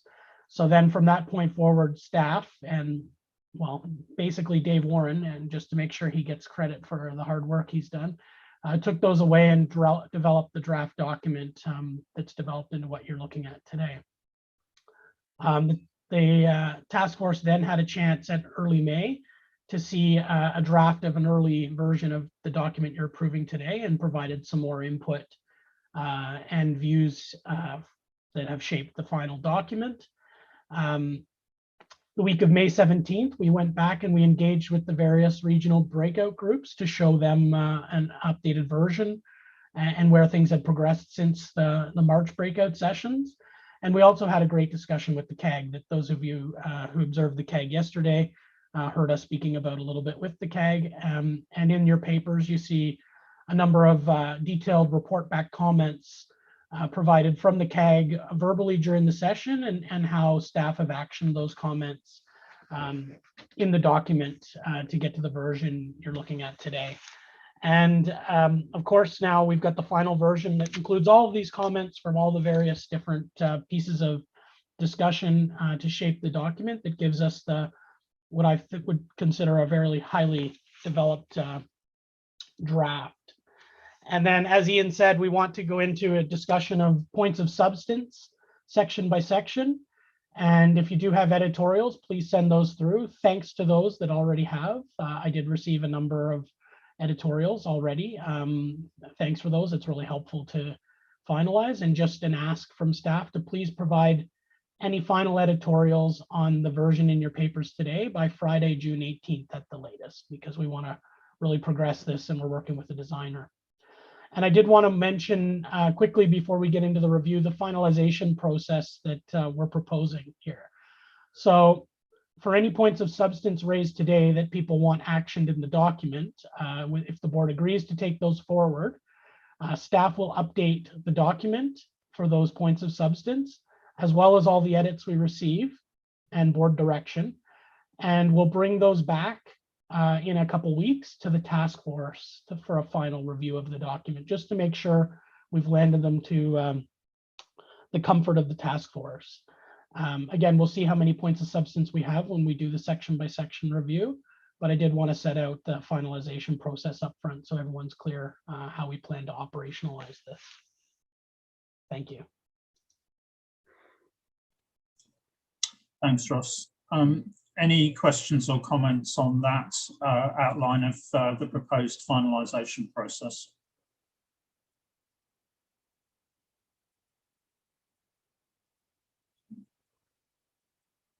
Okay, not seeing any hands.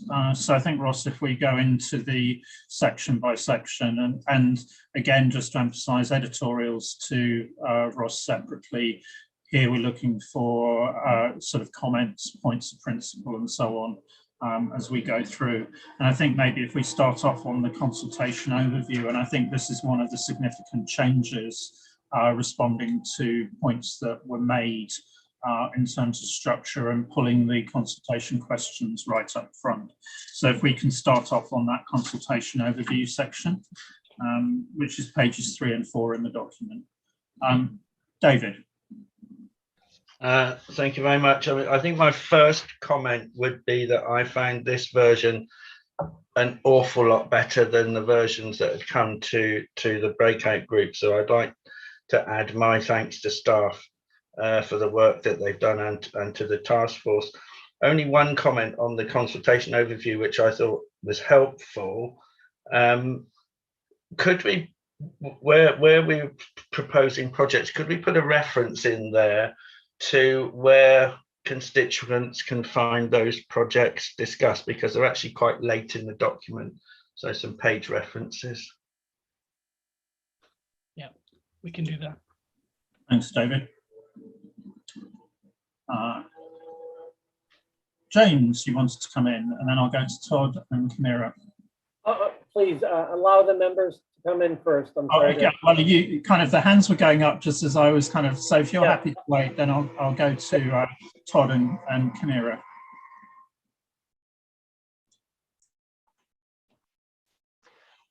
Thanks, Ian.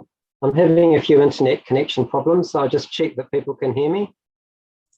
Yeah, we can hear you, Todd. Okay, that's great, thank you. I'll just reiterate, firstly, David's point. I think this is a really good draft that we've got in front of us now, and having been on the task force and involved through the various iterations, this is looking really good. I suppose in terms of the consultation overview, I just wonder whether we need to be a little bit clearer here, right up front, about what we are doing here. And I see terms like projects proposed, which sets me up to think, oh, these projects are all proposed to go on to the work program. And I don't think that's necessarily the case, because I think what we're doing here, we're saying these are the projects that we think are our priorities, and we will get to some of these, or we will get to start some of these during the 2022-23 period.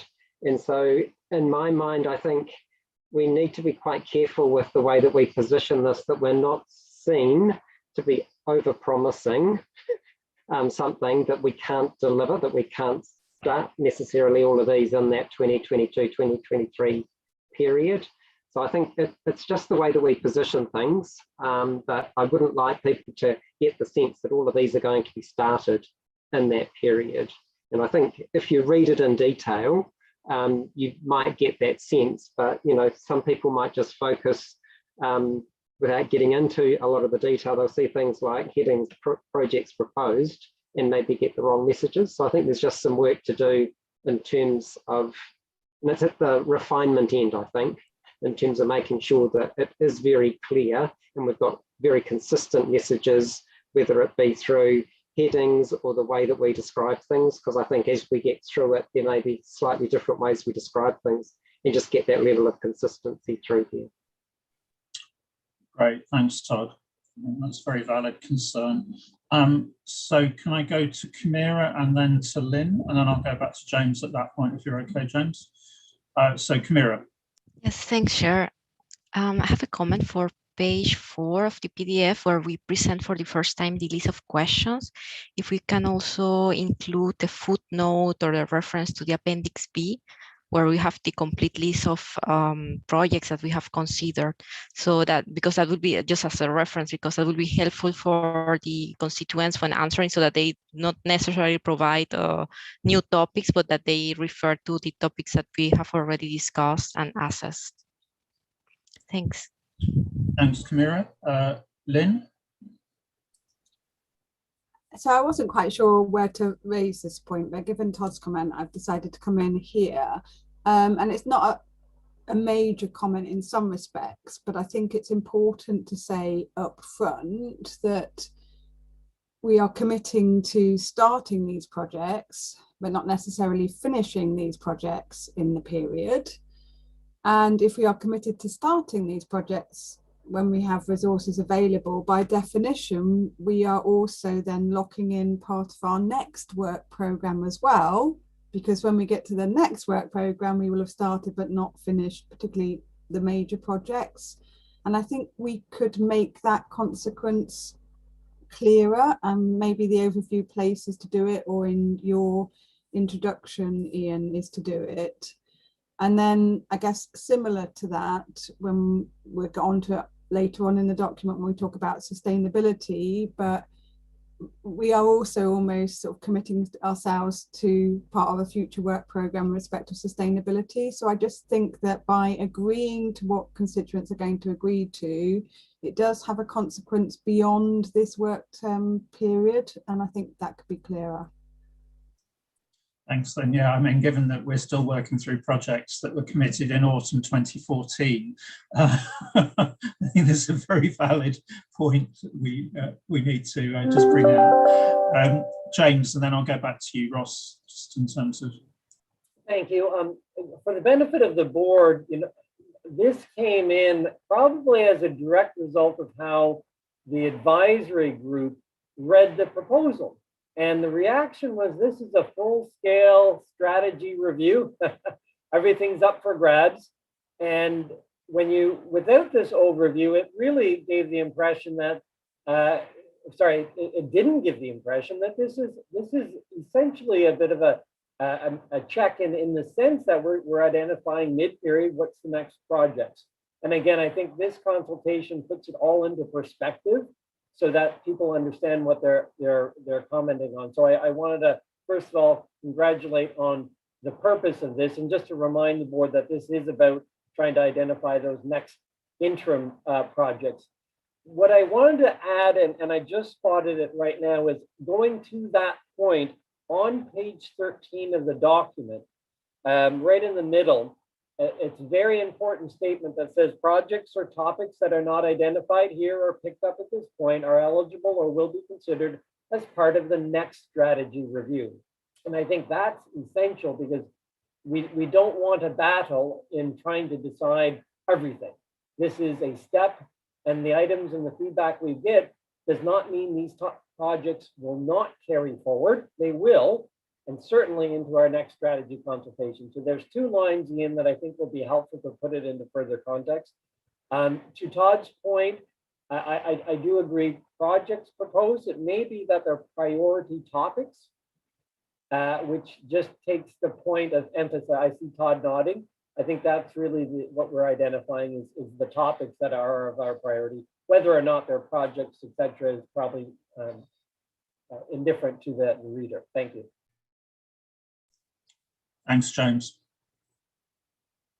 Okay, so anything else then on that overview, or indeed the questions that we're consulting on page 4?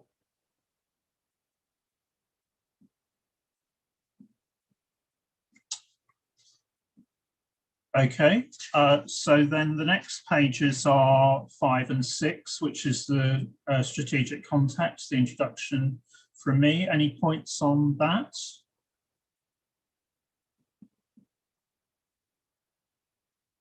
Yes, Mike. Thanks, Ian. So it was the reference to climate change in the first paragraph. And I wondered whether that shouldn't be limited to climate change, because it's not just about climate change, it's also about the SDGs. Did you want to broaden it out, or not perhaps make it too broad? So I just was worried about we're only referring to climate change. Thanks, Mike. Adrienne. Just to follow up on what Mike said, I was one of the people who asked to have climate change mentioned specifically, kind of to signal that we are working on it. But I agree with Mike that it's not only climate change, it's climate change and the SDGs. Now, I wouldn't like to lose the two words climate change, because they're signifiers. But so if someone is working on Mike's point, which I think is a valid point, don't lose climate change. Somehow add SDGs, please. Thank you. Thanks, Adrienne. Accepted. That's good. Okay, so then we move into scope of consultation, which is quite a big section, but that's pages 7 through 12. So open for any comments on that.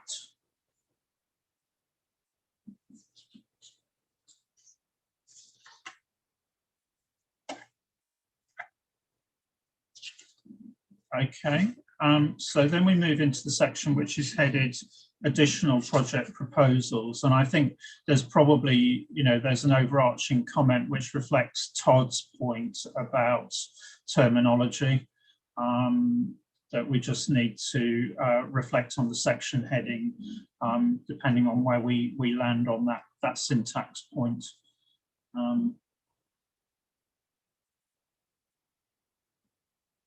Yes, Mark, and then David. I have a question concerning the operating segment project. I think in the last meeting, although it was initially planned as an alignment project, the board identified some issues that must be addressed.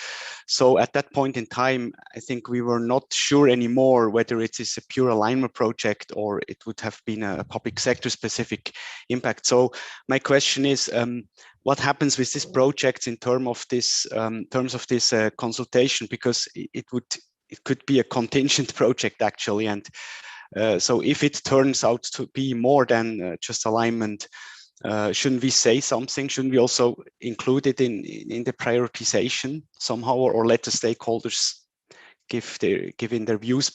I remember that I was said that in the European breakup session, this was at least a topic for this breakup group. Thank you. Thanks, Mark. That was a good point. Ross, I'll go back to you in a minute, but just so that you're aware that Mark's question is logged for you to respond to. David, take point for you before going back to Ross. Well, very sorry, but I'm going back to the page before because I missed the point. I know. No, it was just a question on page 12 of the document in the progress projects. Was there a reason why heritage assets wasn't referred to in the middle box at the top of the page? We refer to infrastructure, but we don't refer to heritage. No, that's a good spot. Thank you. Just on that one, David, I think that's actually an editorial because I think the text we'd given the designer should have heritage. So make sure that's picked up. Thanks for spotting that. Mike. And then Thanks, Ian. So I had the same point as David, but I also wanted on that left-hand box, there's no reference to the update to the borrowings IPSASB. Ross, do you want to pick up the various points that have been made? Yeah, you're right, Mike. We should update the borrowing cost item in those boxes as well. And Mark, on the point on operating segments, it is a good point.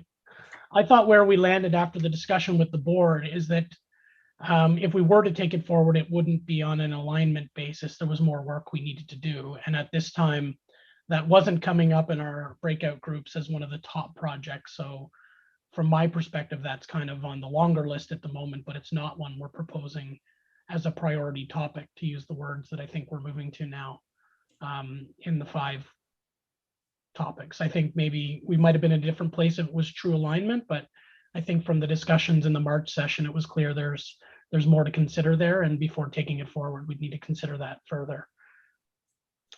But to Mark's point, then we need to be explicit that that's on a longer list and it's not one of the proposed projects. Mark, back to you, because obviously it's your point, and then I'll go to Todd. Yes, I think it was not meant to be proposed as a project, maybe, but that it's in the additional project proposals list in the document, so that the stakeholders are aware this could be because I also think we can't just not yet have enough information to say to prioritize it if we don't yet know it will become a project. Thanks, Mark. And I take it everybody's content with that we put it on the long list, but it's not one of our proposed projects at the moment or prioritized projects at the moment. Okay, so Todd, to you. Well, thanks, Ian. While we're on page 12, I think we're going to need to have a look at figure 4 and update it for some of the things that we talked about earlier under agenda item 2, because we have extended some timeframes here. And I suppose that sort of goes back to my earlier point. If we're sort of going to be moving the blue triangle out, how much can we realistically take on? And the positioning here about, because we do have the 6 projects that we are prioritizing. Is it right still to have 6, given that that blue triangle in figure 4 does move out? Or do we need to actually revisit that? I suppose there is a question in my mind. Thanks, Todd. I mean, I think some of this comes back to your syntax point that in a sense, these are the projects that the board would see coming on next, but that we will need to take decisions in the light of resource availability. And perhaps we need to strengthen the discussion on both points then. And again, I think that also picks up on Lynn's point that, this is about, committing resources, and therefore we're saying we think these are the areas that we should go to, but we need to be very cognizant of other projects ongoing. So this is just our next batch, as it were, and then we'll bring them on as and when, and we will have a discussion about which ones to bring on when we have some capacity and so on. So that sense needs to be there.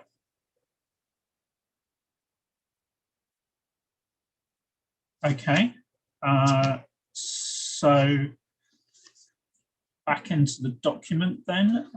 So then in terms of that additional major projects section, can I take, sorry, additional projects, perhaps this takes us through to page 17, if I can take any comments then on that.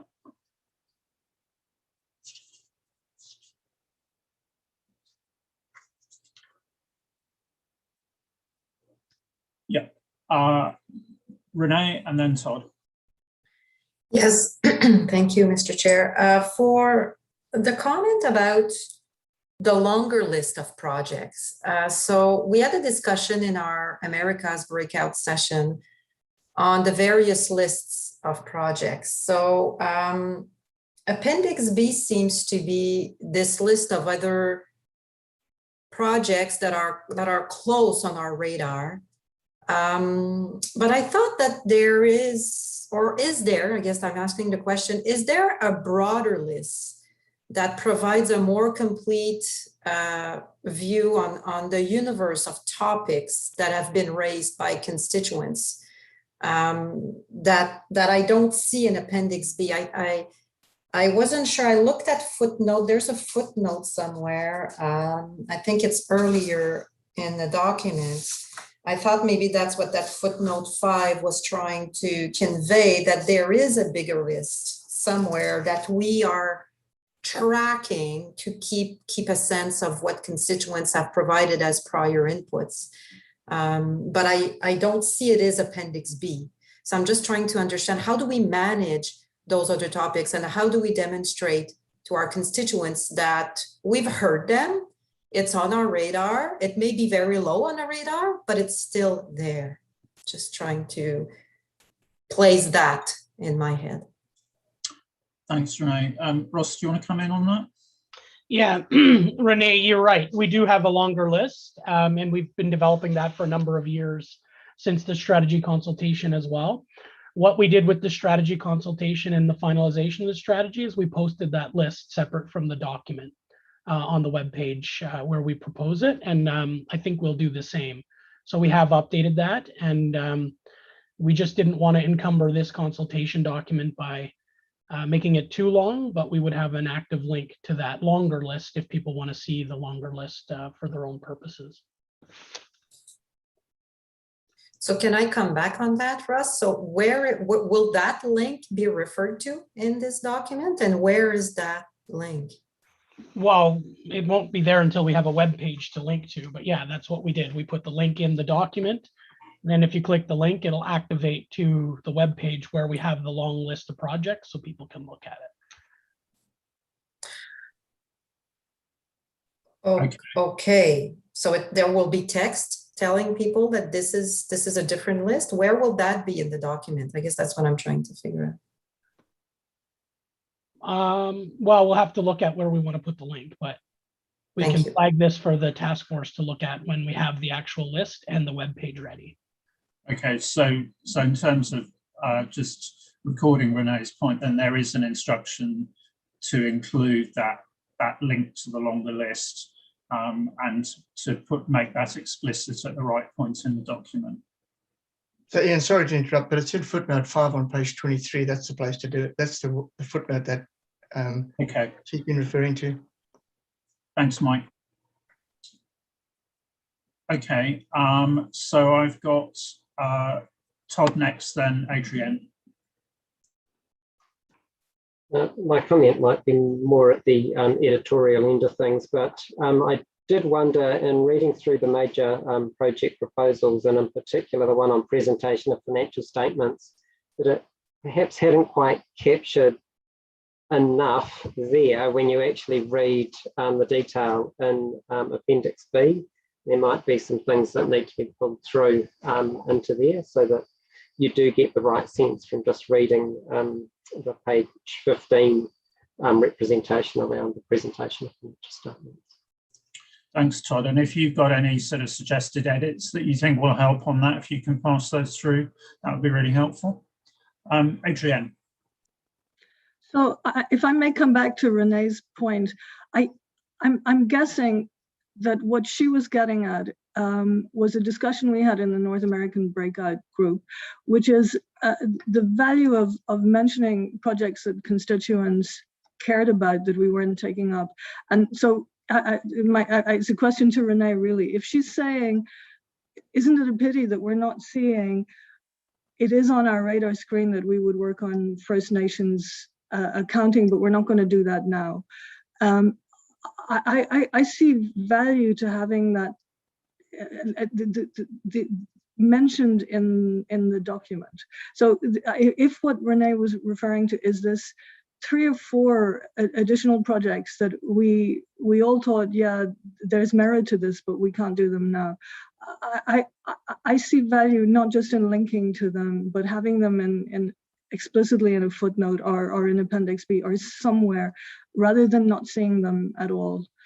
Really just for the communications angle that we have listened to constituents, and it is on our radar, even if we're not going to do anything about it right now. So I don't know if that was where Renee was going, and if so, I'd support it. Thanks, Adrienne.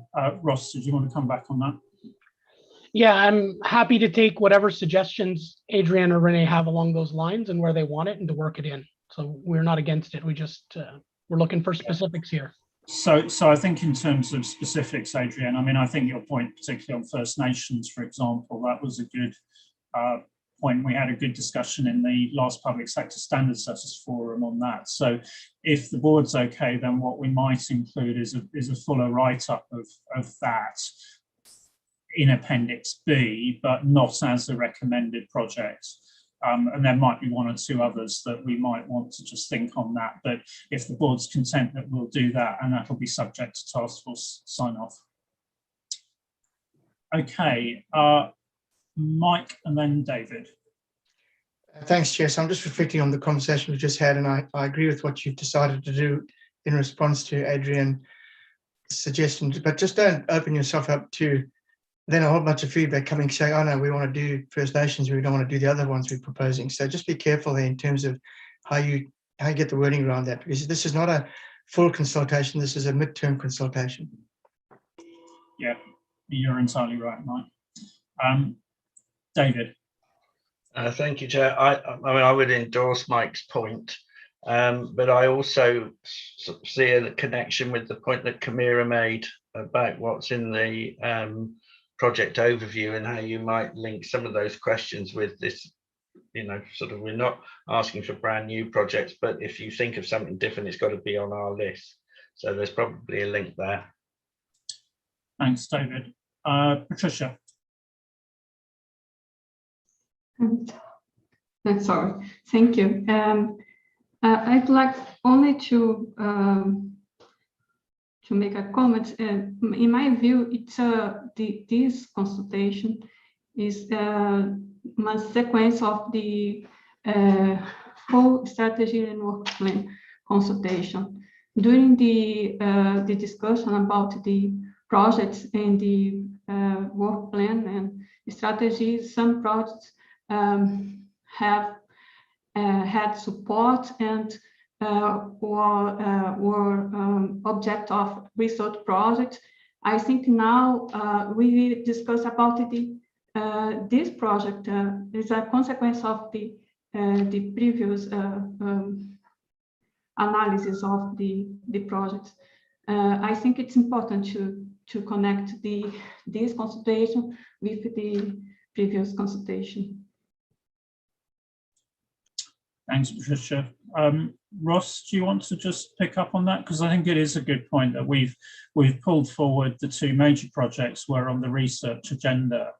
And I think that's one thing that at the moment the research agenda is slightly separate, and we need to just pull that bit in, because I think the the work of the research agenda and the academic advisory group is one of the things that's actually changed over the last couple of years. Ross, do you want to? Yeah, no, I agree. And thanks, Patricia, for that point. You're right. There is a link to the consultation on the strategy itself and the projects that were supported there. Those ended up on the research agenda, as Ian noted. We've done research on them, and now we're proposing that a couple of those are our major resource projects. So there is a little bit of narrative there that is probably missing at the moment that we need to think about how to drop in, just to close that point off, to deal with your point, and I think Ian's point on the academic advisory group. Okay. Lucy. Yes, thanks, Chair. My concern actually during our previous meeting is that from the point of view of a constituent that would be giving comments on the consultation paper, how do we come up with rating high, moderate, and low? So I was suggesting that we might have some discussion on what do we mean by high, moderate, and low, because that the prioritization that we did in Annex B depended on the rating that we give to the criteria for selecting a project, prioritizing a project. So I cannot see in the consultation paper explanation on this low, moderate, and high. And I suggest that in Appendix B, we have to sequence the listing based on what appears on page 15 to 16. Because on page 16, we discussed first IPSASB 33, but this comes after making materiality judgments in Appendix B. Thanks, Chair. Thanks, Lucy, for those 2 points. I think that's right, that we just need to get the consistency in terms of ordering. So I think that's an instruction. And I think, Ross, we can put something in that just gives it's a judgment, but just an indication of how we've thought about that high, medium, low. Yeah, agreed. Okay. So then I think that takes us through into the pages 18 and 19 on responding to the consultation.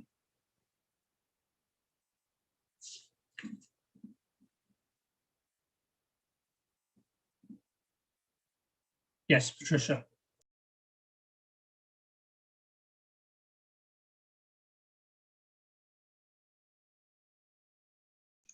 You're on mute, Patricia. Yeah, yes. Can you hear me? No? Yeah. Okay.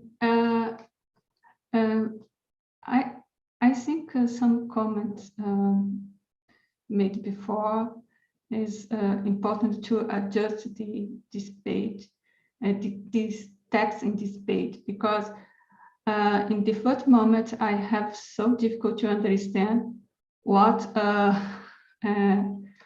is this question, more specifically the question 3, because the previous section, the document approach 2 major projects and 4 minors, and then it's so difficult to understand what kind of prioritization it's necessary here. Maybe I think it's important to inform the respondents that only 2 major projects and 3 minor projects is expected to be included in the work plan. Thank you. Thanks, Patricia. So that question 3 was really only referencing back to question 2 in terms of the minor projects. Ross, I think probably the instruction is we just need to have another look at the wording on question 3 to make sure that we get the clarity that Patricia's looking for. So Patricia, thanks for that. And if you're okay, we'll clear that through the task force. Thomas. Yeah, thanks, Ian. Kind of regarding the questions, I recall the discussion in the CAG meeting regarding asking the questions and what we can kind of reasonably expect in terms of reactions from constituents. I think the CAG members especially had a problem with the differentiation between resource and intensive and limited resource projects, because they said probably constituents have no idea about what topic would be more resource intensive and what topic would be less resource intensive. It's probably even hard for us, as we are very close to the work, to make a guessing. But it's even worse for constituents which are relatively far away from standard setting or from the work of the board. So the question is that really something where we can expect a lot in terms of, I have a couple of ideas of limited resource projects, and this is what I suggest in substitute to what the board suggests. So I think we've gone backwards and forwards on this. Within the paper, there is some drafting that does actually sort of link between major and, the problem is if we say major and we don't give anything that qualifies it as to what that is, then we get hit for it. If we go for resource intensive, we get hit for it. So I think basically my proposal would be that we talk about major and minor in the questions, and we just make sure that we've actually addressed that bridge somewhere, because, I mean, we can go backwards and forwards on this. Ross? Yeah, I was just going to say the same thing. I mean, that point that Thomas noted was made a while back, and we have addressed it in the document. So it's much clearer now than it was when that comment was made. So I don't think there's any miscommunication now on what resource intensive means. We're clear that it means it's going to take a lot of staff and board time. We're clear on what those projects are, and we've used major and minor to, again, make it clearer without using that as well. And we've used both terms. So it might be overkill now, but I don't think that's going to be the issue. And I take your point, though, Thomas, that people might go from the longer list and substitute their priorities in, and we'll just have to look at what we get, and we'll have to decide what we have with the resources we have, because matter of fact, we have limited resources. So looking at it, basically, if you look at the bullets on page 13 of the document, we've highlighted there what we mean by major. So I think the proposal would be that we just talk about major and minor in the questions. And, you know, what we'll do is we'll footnote it and people can visit the discussion here, you know, just to say that. If that's okay, because we can overdo this, frankly. Yeah, fine for me. Perfect. Okay. Right, so with that, I think we're through the document itself. We've collected some comments specifically about how we arrange Appendix B. We've got those points from Renee and Adrienne made about additional projects that we need some write-up of, which the task force will oversee. If there are further drafting comments, then we will, you know, then if you can send those through to Ross. So I think unless there are any other major points that people want to make, I think we're at the point where we could actually get members to register whether they vote in favour or against. Agree. And if everyone's okay with that, Ian, I'll go through the procedures too to let them know how we'll execute the vote. So just to be clear, I'm going to go through a 3-step process. So I'm going to ask those voting to approve to please raise your hand and please use the digital hand raise when I do. I'll then ask everyone to put their hands down. I'll ask those voting not to approve to please raise their hand. And then I'll asking anybody who abstains to raise their hand, and I'll go through that 1, 2, 3. And just to note that both Hervé, Adrienne, and Scott noted their approval for the vote. So we will be recording them as voting for. So I'll add them to the total of what we get. So if okay and there are no objections, I'd like to ask anyone voting to approve the document to please raise their hand.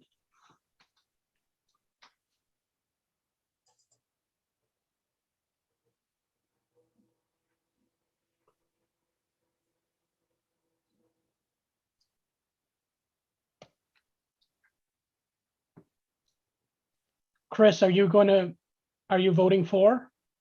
I don't see your hand up.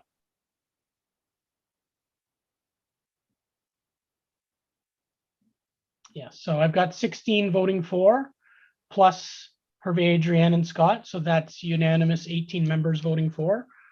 So no need to go through the 2 next steps. So the document is approved. Just to check, nobody wants to vote against or to abstain, just to make double sure. Good, okay. Great, well, thanks everyone. And I think just to say once again, thank you very much to everybody for your inputs to the discussion. I think it has been a great discussion, and I'm really pleased that we were able to get input from TAs and observers and then allow them into the conversation in a direct way.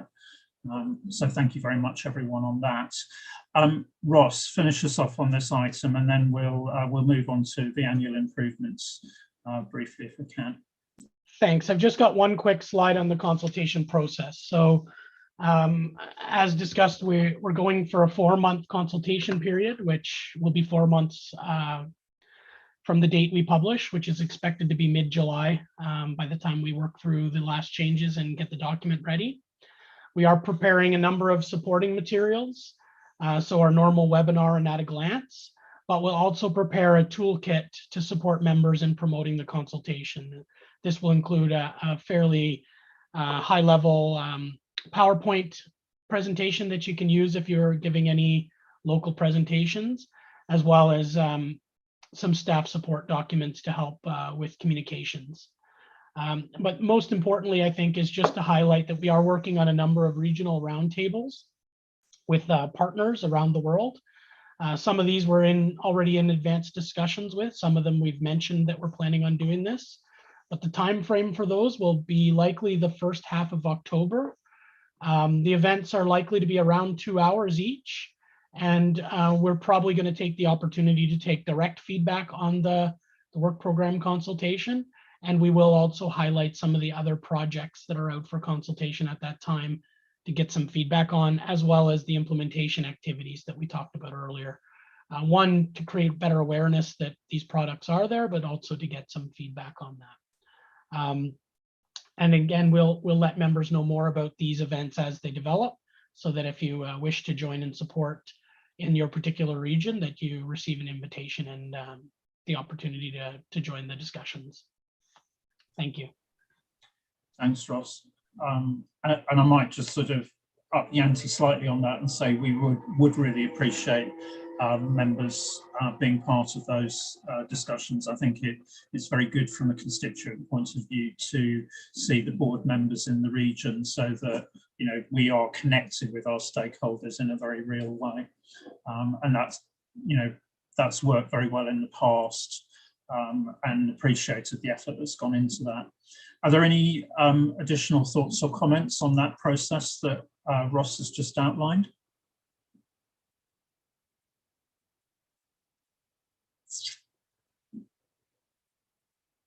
Good. Okay. So with that, thanks, Ross, for leading us through that. And I think thanks once again in his absence to Dave for the work that he's put in to take us through that process.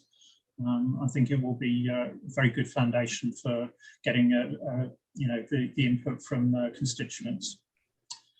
Okay, so with that, we move into item 4. I'm conscious that we're running a little bit late on time, so we'll see how the discussion on this one progresses as we go into that.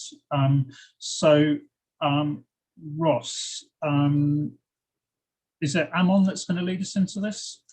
Yes, Chair. Yes. Okay, that's great. Go ahead, Amon. Welcome. Thank you, Chair. Good morning, good afternoon, and good evening, everyone. Let me just share my screen.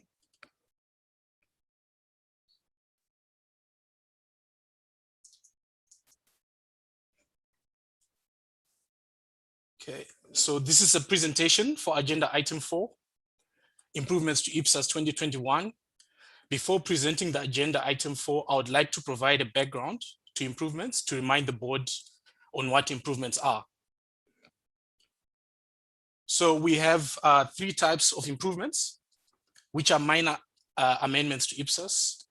These 3 types are general improvements to IPSAS, Ifrs alignment improvements to IPSAS, and GFS alignment improvements to IPSAS. The general improvements to IPSAS are amendments identified by stakeholders and staff. The Ifrs alignment improvements to IPSAS are amendments based on ISB's recent publications. And the GFS alignment improvements to IPSAS are amendments based on the statistical frameworks such as SNA and GFS. ED80 improvements to IPSAS 2021 comprise general improvements to IPSAS and Ifrs alignment improvements to IPSAS, and covers improvements for the period 2020 and 2021. Normally, improvements are done annually. However, the last improvement cycle was in 2019, and the 2020 improvements were deferred due to the pandemic. The objective of this session is to approve exposure draft 80 improvements to IPSAS 2021. I'll move on now to the agenda item 4.2.1, which covers the general improvements to IPSAS. Staff identified 3 general improvements to IPSAS, which are in part 1-1 to 3 from pages 7 to 12 of ED80. And these improvements are improvements to IPSAS 2022, where we have replaced the reference of the old edition of the System of National Accounts 1993 with the latest edition of the System of National Accounts 2008 in the core paragraphs and in the basis for conclusions. The improvements to IPSAS 39 is we are proposing a deletion of the word composite from the term composite social security programs, because this is no longer an IPSASB defined term when IPSAS 39 was developed. Then the last improvement we are proposing is to RPG 1, to indicate in the basis for conclusions that the conceptual framework and social benefit projects have been completed, because the basis for conclusions in RPG1 were drafted as if the projects were ongoing. So just to clarify that these projects have been completed. Does the IPSASB disagree with the staff recommendation? Thanks, Simon. So if you can stop sharing, yes. Okay, again, if there are any editorial points on that, we can take those out of session. Are there any questions members want to raise? Yes, Todd. Thanks, Ian. I don't disagree with where we've got to here. I did just have a couple of questions. The first one relates to the replacement of SNA 93 with SNA 08, and I just wondered, is there any reason why we couldn't future-proof this and just refer to the most recent applicable system of national accounts, because they are working on changes that might come in the next few years, so we'll just be in the same position in a few years, changing it to 2025 or whatever it might be. Is it possible to future-proof by just referring to the most recent applicable SNA? Just a question I had. And the other question I had on this was, for the RPG, do we need to follow a due process, or could we just update that basis of conclusions without it going into this improvements project? Just a couple of questions. Thanks, Todd. Ross, do you want to pick up on the RPG point? Yeah, so Todd, thanks for the suggestion. You're right, we could future-proof it and just make it more generic rather than referring to the specific manual. I think we hadn't done that because we're pretty much updating what was already there. And but if the board's okay with that, I think that's an appropriate way to, again, as you say, future-proof it. These manuals will change. They don't change a lot, but they do change. So if everyone is okay with that, staff can take that away and edit the wording. Yeah, can you leave us with that one? Because it may be easier just to actually make the specific reference rather than come up with something, I mean, it was just the genesis of this was it was actually picked up as part of the IPSASB work program, actually, and we realized that we could actually just make the updates. So can you leave us with that one, Todd, that it will either be the specific 2008 or it will be a more generic reference. Yeah. Lindy? And I guess I had a comment on just updating it to the latest SNA, because we need to be careful that the latest SNA doesn't change the description or the definition of the general government sector. So I would rather caution that we make it future-proof, because it is based on a specific definition that we developed IPSAS 21 around. So I think there would be an impact if something in there changes that possibly changes a definition and then maybe changes the substance of what we wanted to achieve in this alignment project. So I would be careful about that. I don't think the current update does change it. I think, and even if it did, we built in additional time through the transitional, the effective date, to give it, jurisdictions additional time to consider it. But I would be cautious of making it future-proof, because we need to understand the impact of the change. How it would impact whatever is in the existing standard. Thank you. So, Lindy, you're proposing we stick with the specific reference for that reason. Are you okay with that, Todd? Okay, I think that's a very logical reason, Lindy. Ross, did you want to come in? I was just going to say I'm convinced by Lindy's argument that where we are now in the ED is probably the right place to be, and we might have the issue where it becomes outdated. But to Lindy's point, there's a specific link to the general government sector, and that could change in a future version. So we're comfortable in the current version that it still works. So leave it as is. And I just wanted to respond to Todd's original point that I missed on the RPGs and whether we could just amend the BCs. Technically, we could. The BCs are non-authoritative, and the board could decide to do minor editorials through the editorial process to those if they wanted.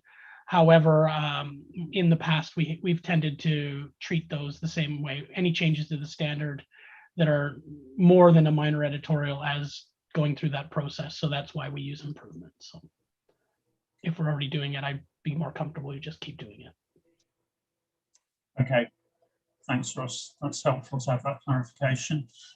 So just in terms of, I'm not going to propose that we do a page by page. As I say, if there are any minor edits on these sections, then please pass those through to Amon. But I'll just take any other comments on part one. Mike. Thanks, Chair. So I didn't have what I thought was an editorial, but when we get into the document itself, we referred to these three changes as having arisen from contact with stakeholders, but in fact, they are changes that have arisen from staff, but we don't use the word staff in the document itself. I just wondered why not. Do we need to be that specific? Because I think they're changes that have been identified from various sources, and that may be the easiest way through. Ross?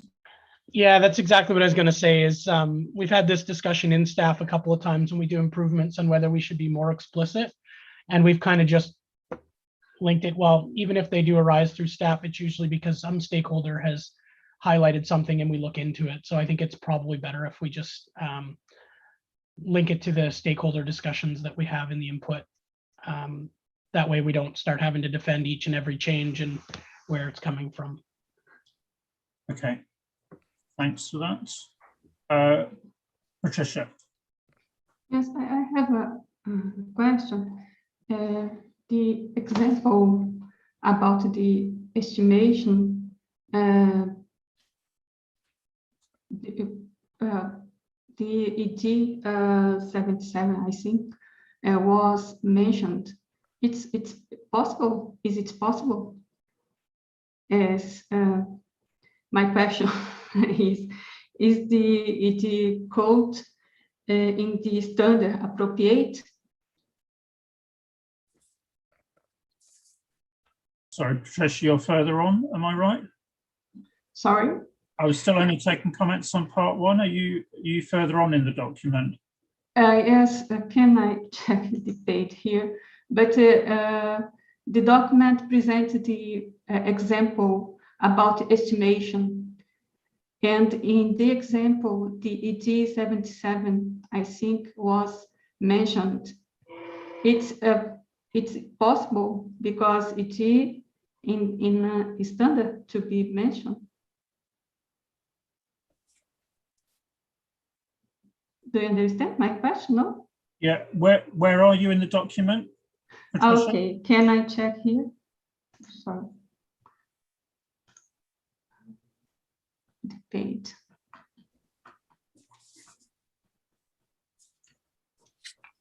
Page 66. Yeah, I think you're a lot further ahead. I just wanted to work through the sections. So if you can hold your comment till we actually get there, because we're just doing part one at the moment, which in the document is just pages 6 through 12. Sorry. Could you So if you can hold your comment is a lot further on in the document. We're only on part one at the moment. So I wanted to just go through and just deal with any comments on part one, and then we'll step through and pick your comment up when we get there. Because at the moment, so part one is on pages 6 to 12. 6, sorry.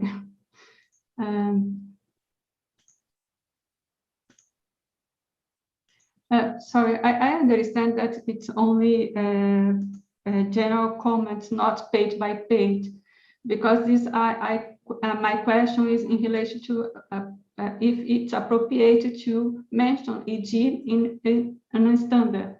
My suggestion is to change the example align with the approved standards, not the possible standards. Okay, Ross, do you want to just pick that one up? Because this is specifically, this is on leases, isn't it? Could you just ask that answer that from a point of principle? Yeah, I think if we're referring to an ED, which we are, and we're referring to measurement, I'm going to bring Joao in on this because he's reviewed this in detail and was the staff overseeing this particular change. Joao? You're on mute.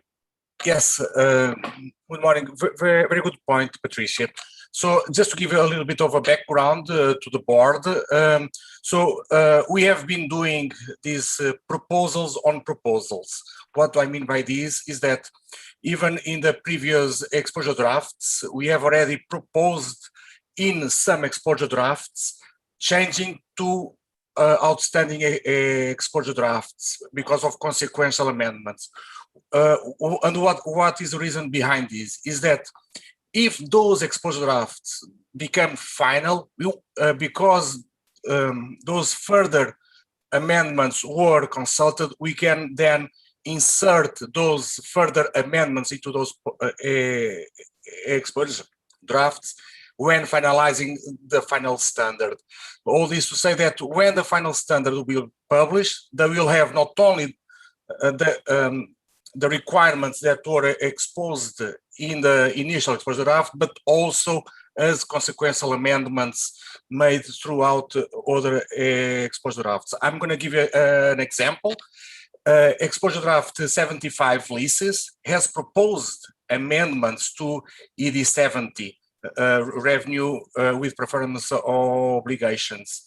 This means that if and when ED 70 will be published as a final standard, we are able to insert those amendments from leases. And the same happens here, that if and when ED 77 will be finalized as a final standard, we are able to insert these amendments into that standard when to be finalized. Hope this is clear and makes sense to the board. Thanks. Ross, can I replay? Can I just go to Ross a minute, Patricia, and then I'm going to come back to you if that's okay.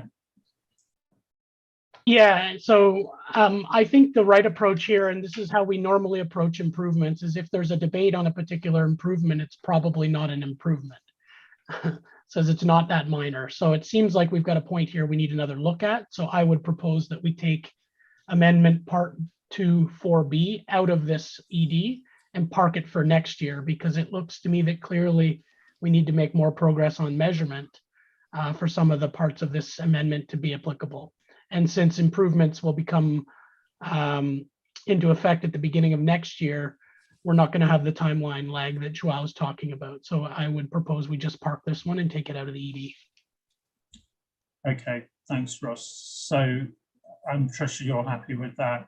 I mean, I think as a matter of course, although I can see the point that Joao's aiming for, I think from a constituent point of view and also from a board point of view, actually trying to propose amendments to something where we're still working on it and it's out as an exposure draft from a due process point of view, I think probably doesn't work. And I admit that from a handbook point of view, that is a little bit untidy, but we've still got the opportunity, given implementation dates, effective dates, to bring that into the version that will be effective. So I think probably from a strategic point of view going forwards, and I see nods from members on this, I think we should not be proposing prospective amendments before we finalise debates on guidance. Recognising we've got a lot going backwards and forwards, but I think, that's the appropriate way to deal with it. Mark?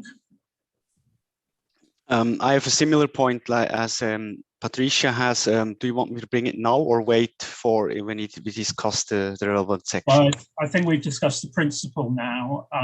And so I think anything that is based on an ED, actually we would pull that, and that would go into the annual improvements that follow when the board has you know, finalised the standard. Okay, Ross, you want to come back in on that? Yeah, just to say, I think I misspoke. I think the one we're pulling is Part 2.4C is the one that reviews the ED77. So I just wanted to clarify that. Okay, in this case, it's covered because I have a similar about the valuation technique estimation technique issue. So I think it's maybe not minor, so I'm happy with it. Okay. Okay. So what right. Sorry, Todd, are you on the principle or on a specific? I'm on the principle, I think, but it comes in when we're looking at amending property, plant and equipment at IPSAS 17, because we've actually got an exposure draft out currently as at ED 78 from memory, which is completely changing IPSAS 17. So can we make changes to the current one when we're actually exposing a whole lot of changes to that standard? Well, I mean, I think in principle we can't. I think it is the principle that if we have something that's in exposure, it may be administratively neater, but I think we have to finalise a standard and then propose an amendment of the final standard on that going forwards. João. Yes. Well, thanks, Ian. So I think there is a misunderstanding here on the proposals.